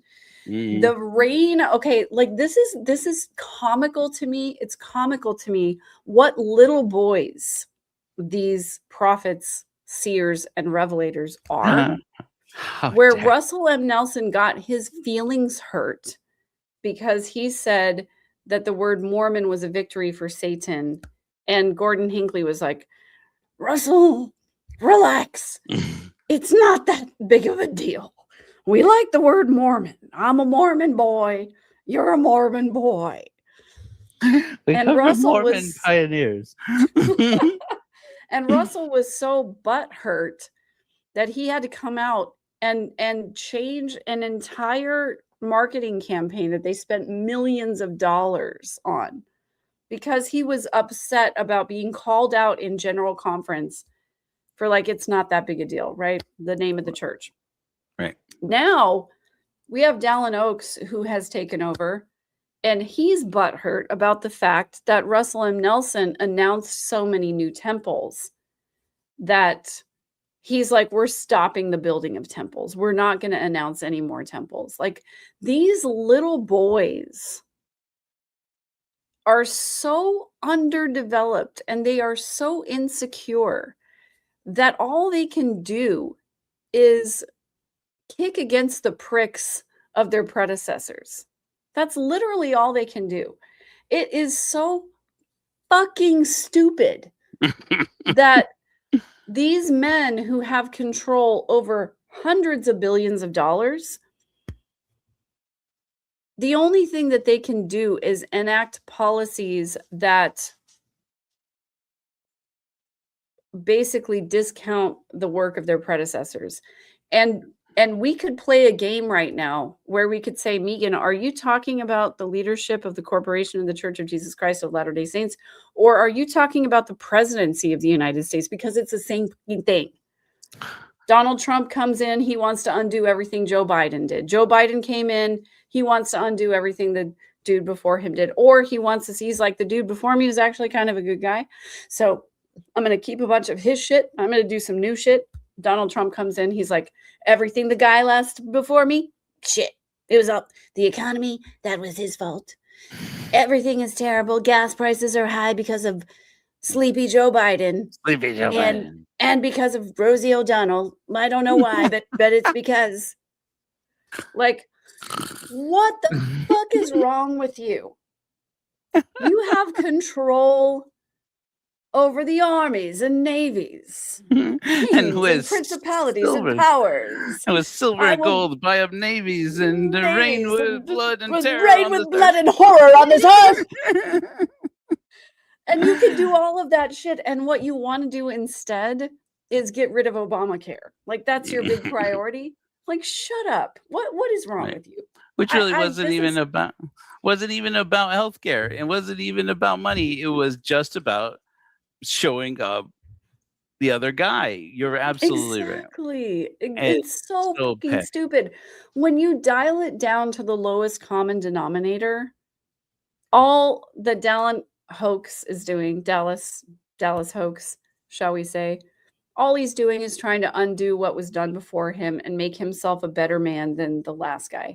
It's the same with Donald Trump. It's the same with every person who occupies the highest office in any corporation, in any country, or whatever. They want to have more longevity.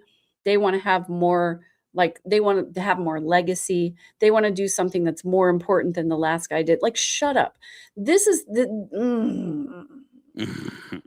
This is the the thing. passionate thing for you, Megan. Yes, picking it up is. a Like little it's a bit, thing yeah. that it's a thing that really pisses me off, because here's what the American government was actually built to do.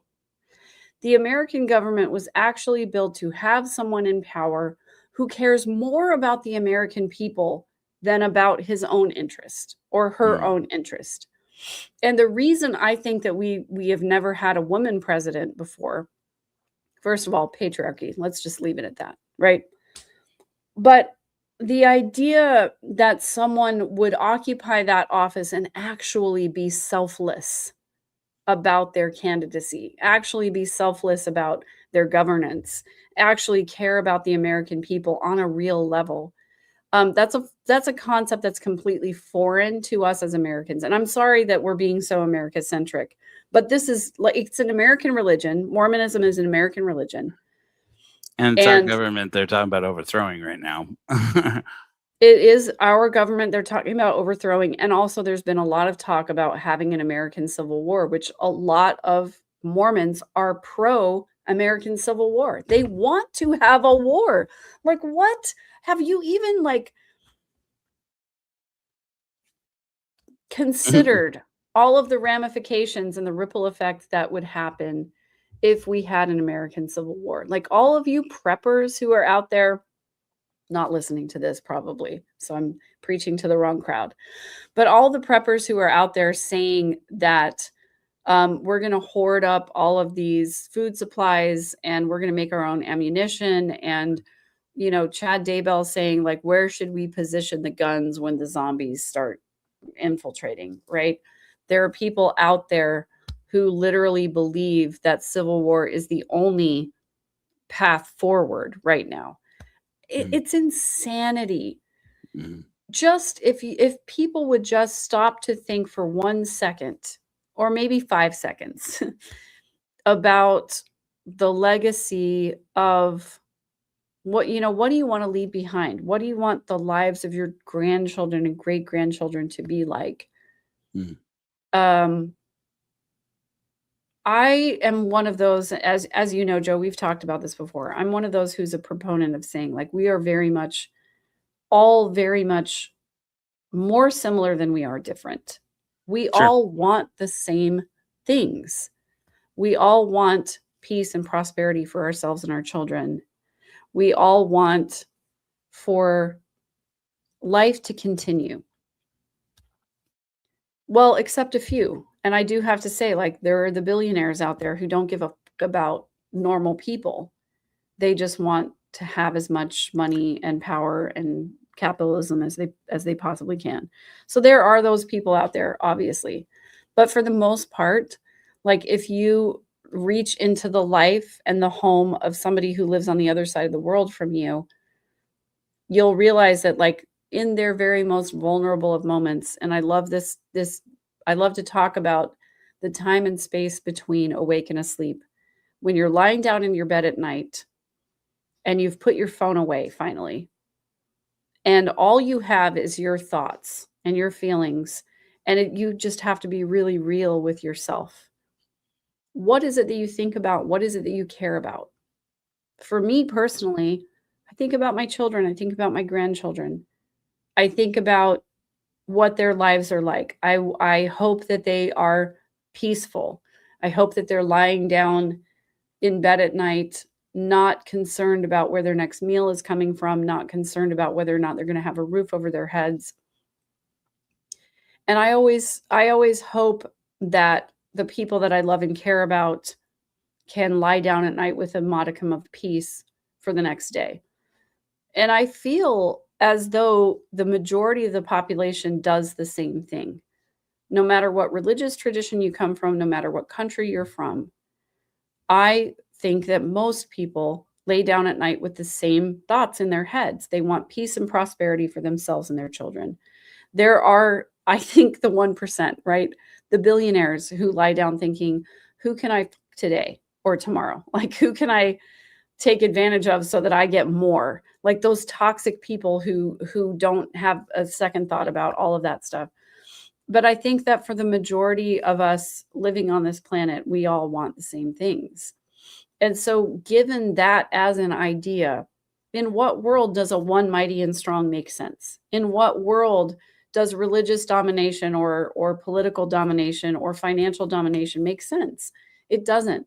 If what you really love and care about is the future of yourselves and your prosperity or your posterity, then all of these ideas about power and control should literally just disappear.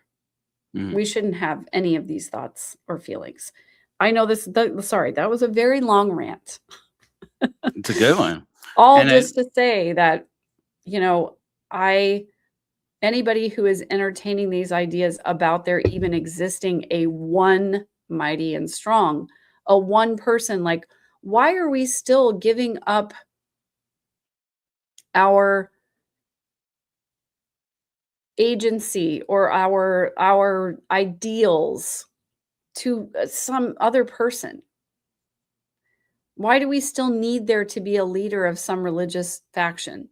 Why do we still need there to be a prophet? Why do we still need there to be a Jesus Christ who tells us what is moral and what is right?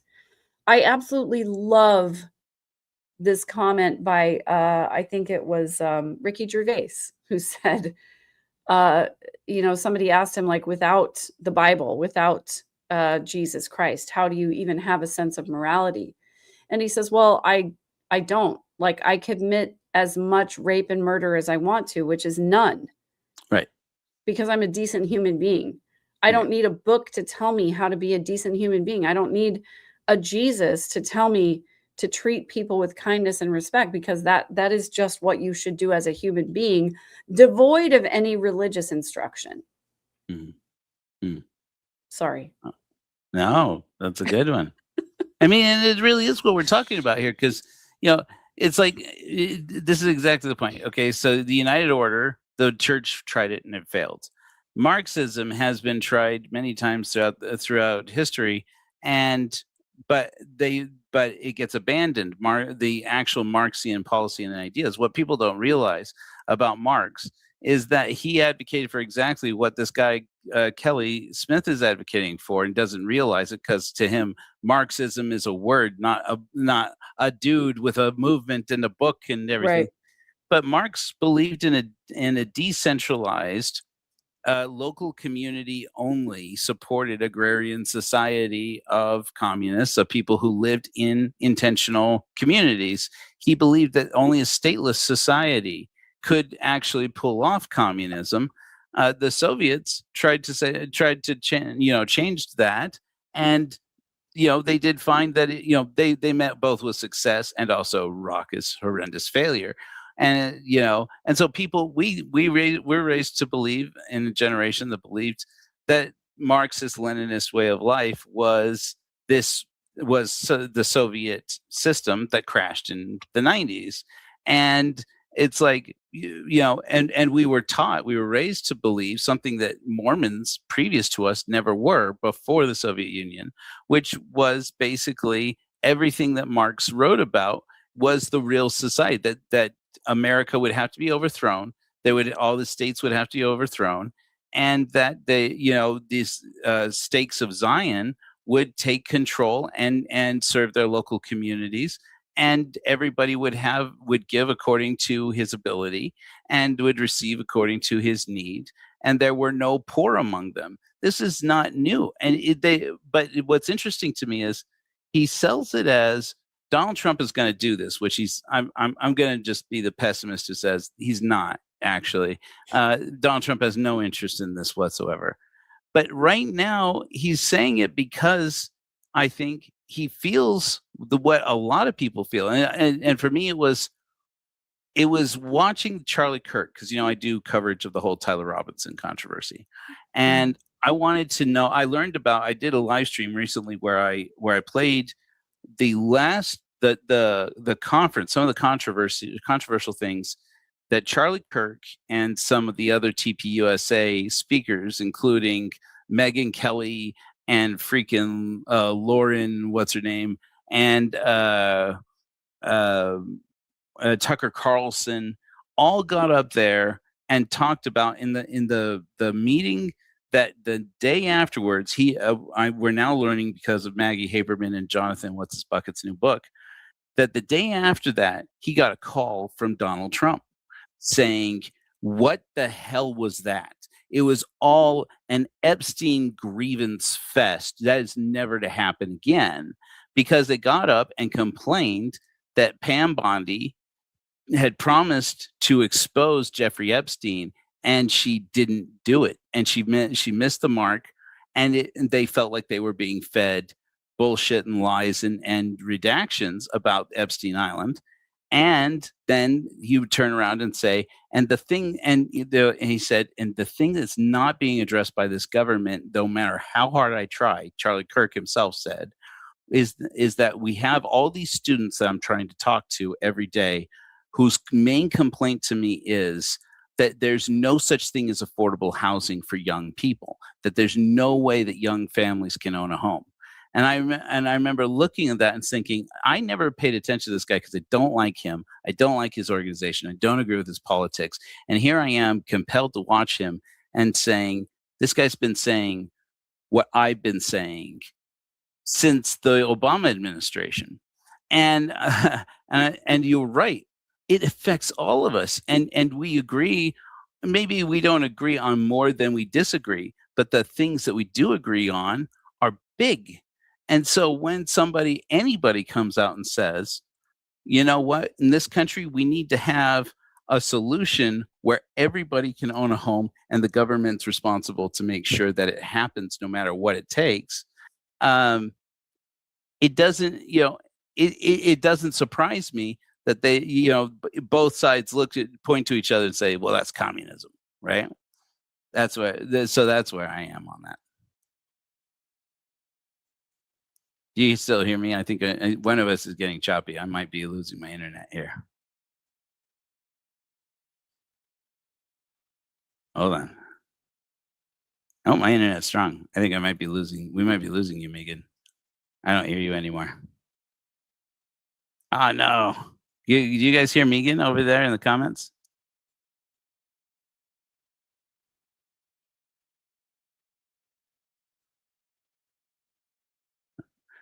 Right? No. I see you moving every few frames, every few seconds. Oh, you are muted. I can't unmute you. You have to unmute yourself. You are muted right now. Just an FYI. Yeah, we don't hear you. Do you guys hear me?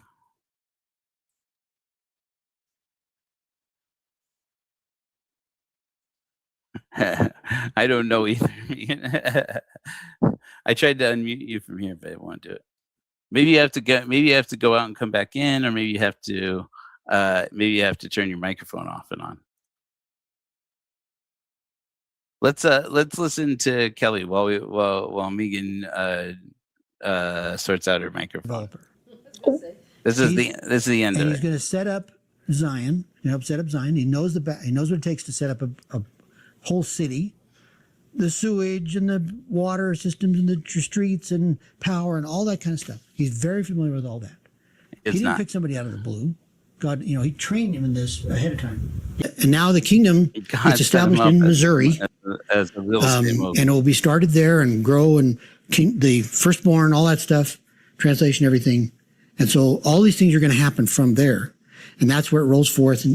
So everybody's clear about this. When he says the firstborn and stuff, he's talking about the Church of the Firstborn, which is that's a Mormon prophecy. I think it actually has some roots in the Bible somewhere, but that there is a Church of the Firstborn.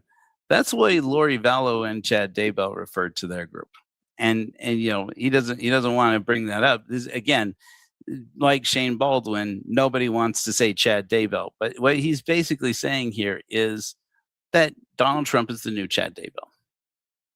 And destroys, because all the kingdoms must be brought under rule given to Christ. Everybody looks at Donald Trump saying, look, he's trying to take over the whole world. Yeah. So I love it. Isaiah says one of the signs of the servant, he will speak sharp words. Sharp words. He calls it out. He's speaking the truth. Oh, he does. Crooked Hillary, fake news, lying Joe Biden, whatever, all the things he uses. And so what's interesting to me is Revelation 12 is that there's a group of people that reject the servant who speaks sharp words and follow the Antichrist who speaks smooth words. Flattery. Oh, let's get together and solve these problems together. No, Like Mom Donnie. it's a sign. It's a sign of the true servant is the sharp words. Okay, but I mean, he was just talking about the smooth words just a moment ago, Kelly. You were just saying a moment ago that we all ought to band together, we all ought to work together, but just as Zion and not Utopia. And then really, I'm afraid, sir, failed to distinguish what is the difference between Zion and Utopia. We may have lost Megan. We are a church of niceness, and Yeah. where's the backbone? And our elections have shown what's going on. Yeah. Not physical. It's his image, his visage, his reputation is marred. No one in history has been marred, their image marred, than Donald Trump. Really? We might get Megan back. We might not. If we don't get Megan back, Megan, I hope you have a great night. Thank you so much for being on. I told both Megan and Kirsten, who we organized this very last minute. I told them when they were both like, oh, I have this, I have that, and I have this. And I'm like, show up when you can show up. We love your faces. We love to see them. And we love to hear your snarky comments. They make excellent cohorts. But yeah. I mean, you notice this sensationalist, hyperbolic language. It's so characteristic of strongman politics, and that's not me making a political comment. That's a historical comment. No one who was ever more marred than Joseph Smith, whose image has been more slandered than Shane Baldwin's, whose likeness has been more distraught and more distorted than that of our own Admiral Hubbard. It's always, our leader has always been the most persecuted. We have always been the ones that everyone despises and poor us. And, and so obviously that's why we've been selected. Yeah. Welcome back, Megan. Do I have you back? You still look frozen to me. And your mic's still unmuted. I mean, look, I agree with people like the Mormon prophets to say that that when we talk about politics, we do talk about morality. And so I try not to advocate for politics. When people ask me about this, because like I had somebody ask me about this. As a matter of fact, I think it was in my conversation I had with Jacob Hansen. And he said, where do you draw the line? And I said, I don't tell people candidates to vote for. I don't endorse a candidate. And I don't endorse policies and tell people how to vote. And he said, that's it. That's the line. I said, it's somewhere around there. But yes, that's the hard line.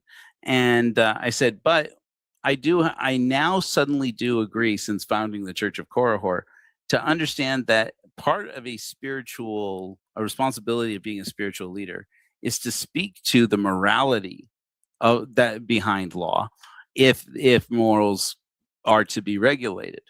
And so, and so that's what we're talking about here with what he's saying here.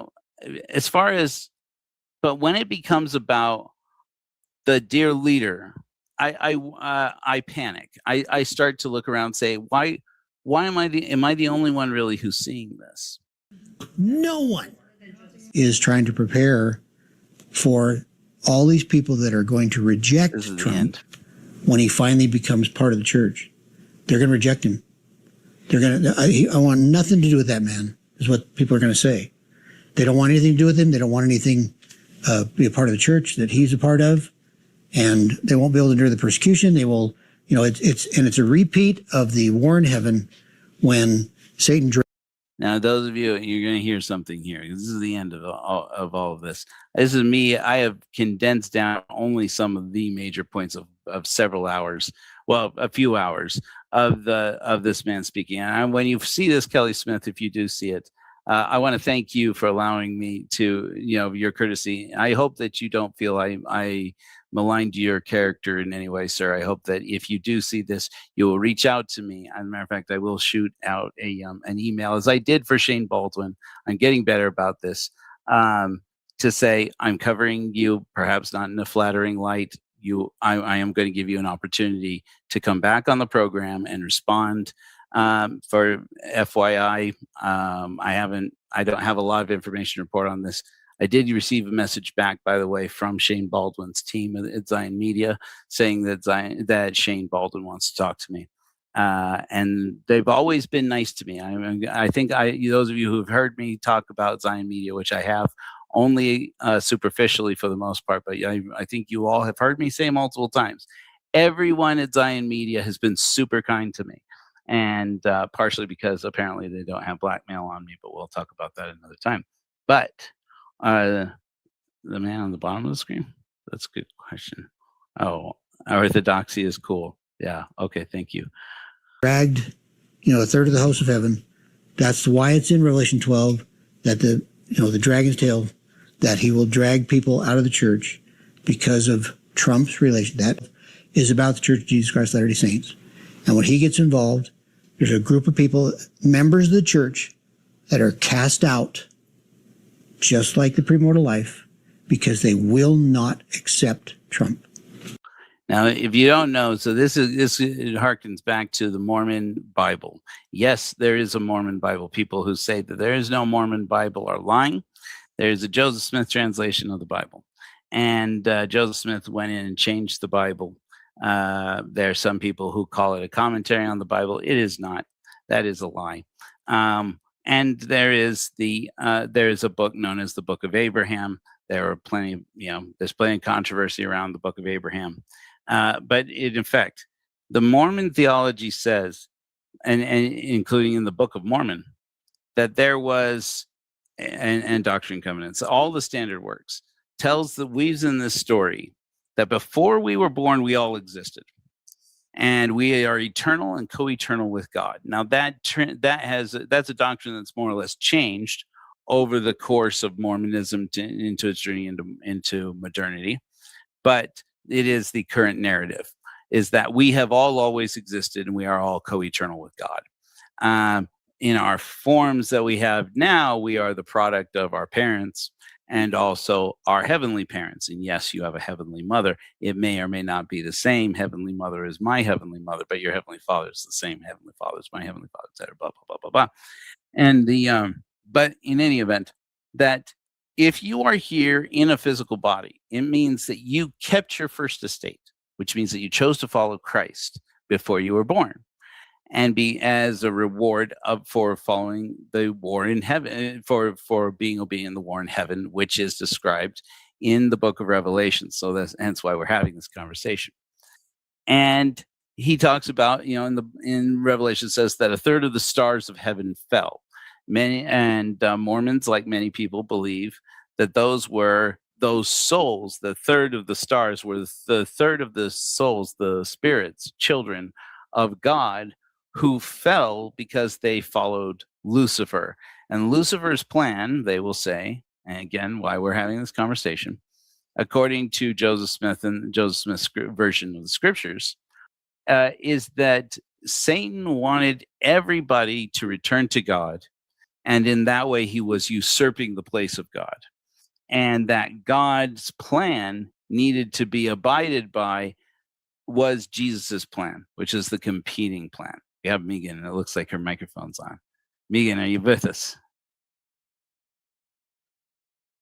I see your microphone on, but I don't hear you. And No.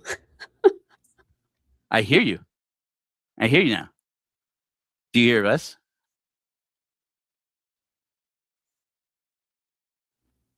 I don't think you hear us. If you're saying that you hear us, I don't hear you saying it. I heard you for like 1 second. But but it's key, pivotal here that what he's saying is that Joseph, that if you reject Donald Trump, I get so used to talking about Joseph Smith, that if you reject Donald Trump, you don't keep your second estate. You So I think fall. Oh, I heard you for a second there, Megan. We had you you and we guys are lost. saying. I hear you now a So little bit. if you can hear me, I'm Yes. sorry that And now I lost you again. I think either your internet went down or maybe your device is overloaded. Maybe if you're on your phone, which I don't know if you use your phone.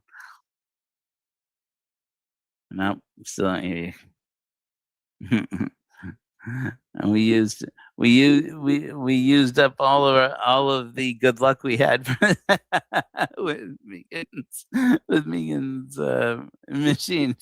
You look great though. The freeze frames we're getting out of you. You look great. There you go. Hey, now we're seeing you. Maybe we have to choose between seeing you and hearing you. Yeah, tell me your mic's muted again. Was frozen again. I'm sorry. I don't know what the percentage is. My goal is to reduce that percentage. And that's all I'm trying to do. That's awesome. So I say that in the name of Jesus Christ. Amen.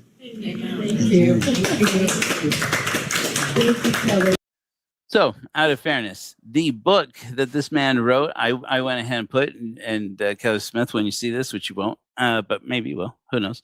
I put the link to his book inside to his website in the description of this video. Fair is fair.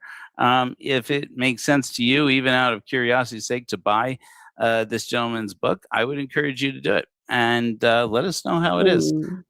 Yeah, Megan, hi. Can you hear me? I hear you. Oh, yay. So I turned off my camera hoping that, like, I don't know, something would kick in somewhere. So I don't know what the problem is with my technology. I'm sure it's my fault on my end. I think I need to reboot my whole system.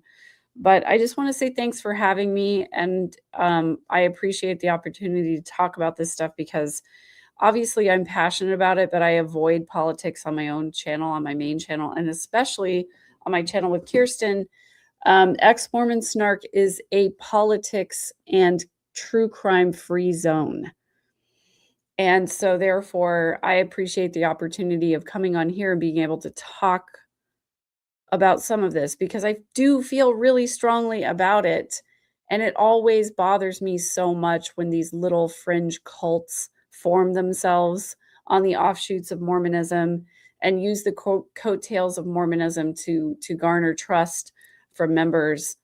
And, you know, they use their affiliation with the corporation to sort of like perpetuate these new little fringe groups that they think are so sexy and cool. And I think it's awful. So I'm really grateful that you're shedding a light on it. Thank you for doing that. And also, I just think that, you know, I really do believe in the idea that shedding light on darkness exposes, you know, it disinfects. It's like a disinfectant, right? And we can't get rid of these horrible groups without exposing them. And so I think that is the best possible way to get rid of these little fringe groups is to expose them. And this is what I've always 100% been afraid of ever since Chad and Lori came on the scene with their own version of Mormonism, is that there are hundreds and hundreds of other groups just like them who want to do Mormonism their own way. They want to fashion themselves as some kind of new Joseph Smith, receiving their own revelation in their own brand and being able to treat people however they want to. And, you know, granted, not everybody who forms an offshoot of the Mormon Corporation is going to end up killing people. But I think it's not too far of a step. And that's really what we saw with the Daybell case, is that it's just not that far off from what Mormons already believe. And all you got to do is take one or two steps in the wrong direction, and then suddenly kids are dead. And so this is what I'm so grateful that you're exposing all of this and calling it out, because that's always been my fear. I appreciate that. Megan has done true crime, Mormon true crime, more or less out of, it seems to me, I may be revealing a lot from our private conversations here, put into that situation, as I feel I kind of was done, by circumstances, right? I mean, we're passionate about true crime, but your proximity to One Mighty and Strong kind of made it to where you had to, for a long time. I felt worried actually about you when you're covering the Vallow trial and so forth. And I was like, this is not just a lot on Megan in terms of her time and her energy and her effort, and having to compete with other channels that are covering the same topics but this is all emotionally invested for her, because this is her family, and this is our community we came out of. And so I'm grateful that you were willing to come in and even talk about this. I mean, I did feel that it needed your voice, but I'm grateful that you were willing to do this, because it's I don't think anybody knows this material better than you do, at least as far as like the One Mighty and Strong and the danger of it. Well, when as you know, Joe, like when you were born in Mormonism, and that's the stew that you simmered in for your entire life, you know it inside and out. And so it's very different to have someone outside the church commenting on these little fringe groups that come out, because they don't really understand the stew that we were simmered in, understanding the indoctrination and understanding how brainwashed we were into the system is so vital to understanding why we continue to produce people who have these crazy fringe belief cult ideas. And I agree with this 100%. Like, even if the kids aren't killed, they're living with lifelong trauma because of people like Jody, because of people who were cooked in the Mormon casserole, right? Who then take on this idea that they think that they basically Joseph Smith their own lives. They believe that they are the ones who should be receiving revelation for how everyone else in their lives should behave, should think, should feel, should live their lives. And it's abusive. It's abusive at best. And at worst, it ends up in the cases of children being killed and harmed. It is like the LDS Church is a place that protects pedophiles. It's a place that protects abusers, because it was founded by a pedophile. It was founded by abusers. It was perpetuated by those people. It exists to keep the people in power. And so it should not ever surprise us when we see individuals like this one coming forward and proclaiming themselves to be the next person to, completely revolutionize everything. It just is, it's reminiscent of all this horrible stuff.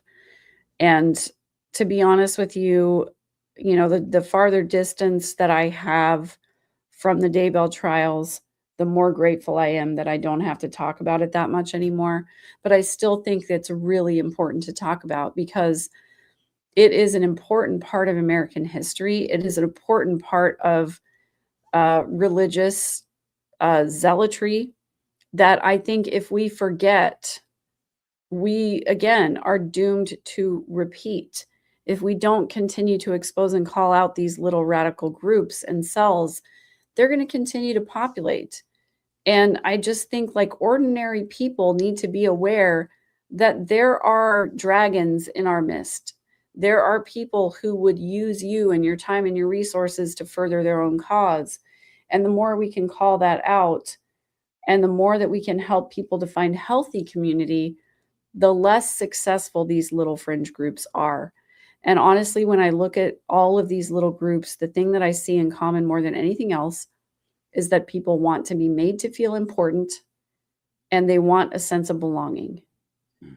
And unfortunately, they will accept anything that comes along in that form or fashion, whether it be a toxic religious cult or a toxic political affiliation or a toxic mom's book club. You know, whatever gets dropped in their lap is what they're going to accept because that's what they crave. And what I want people to understand is that you can find healthy community and you can find healthy validation within yourself, and you don't have to be looking for external validation from all of these crazy groups. So anyway, I don't know. I feel sometimes like I'm speaking into the void. And especially now, right now I do, since there's no video, there's only audio. But thank you, Joe, for allowing me to come on and do my rants. I appreciate it. Thank you. Yeah, we'll take a rant from Megan anytime. We got to get a godless sermon out of Megan one of these days. That'd be great. Oh, yes. I would love that.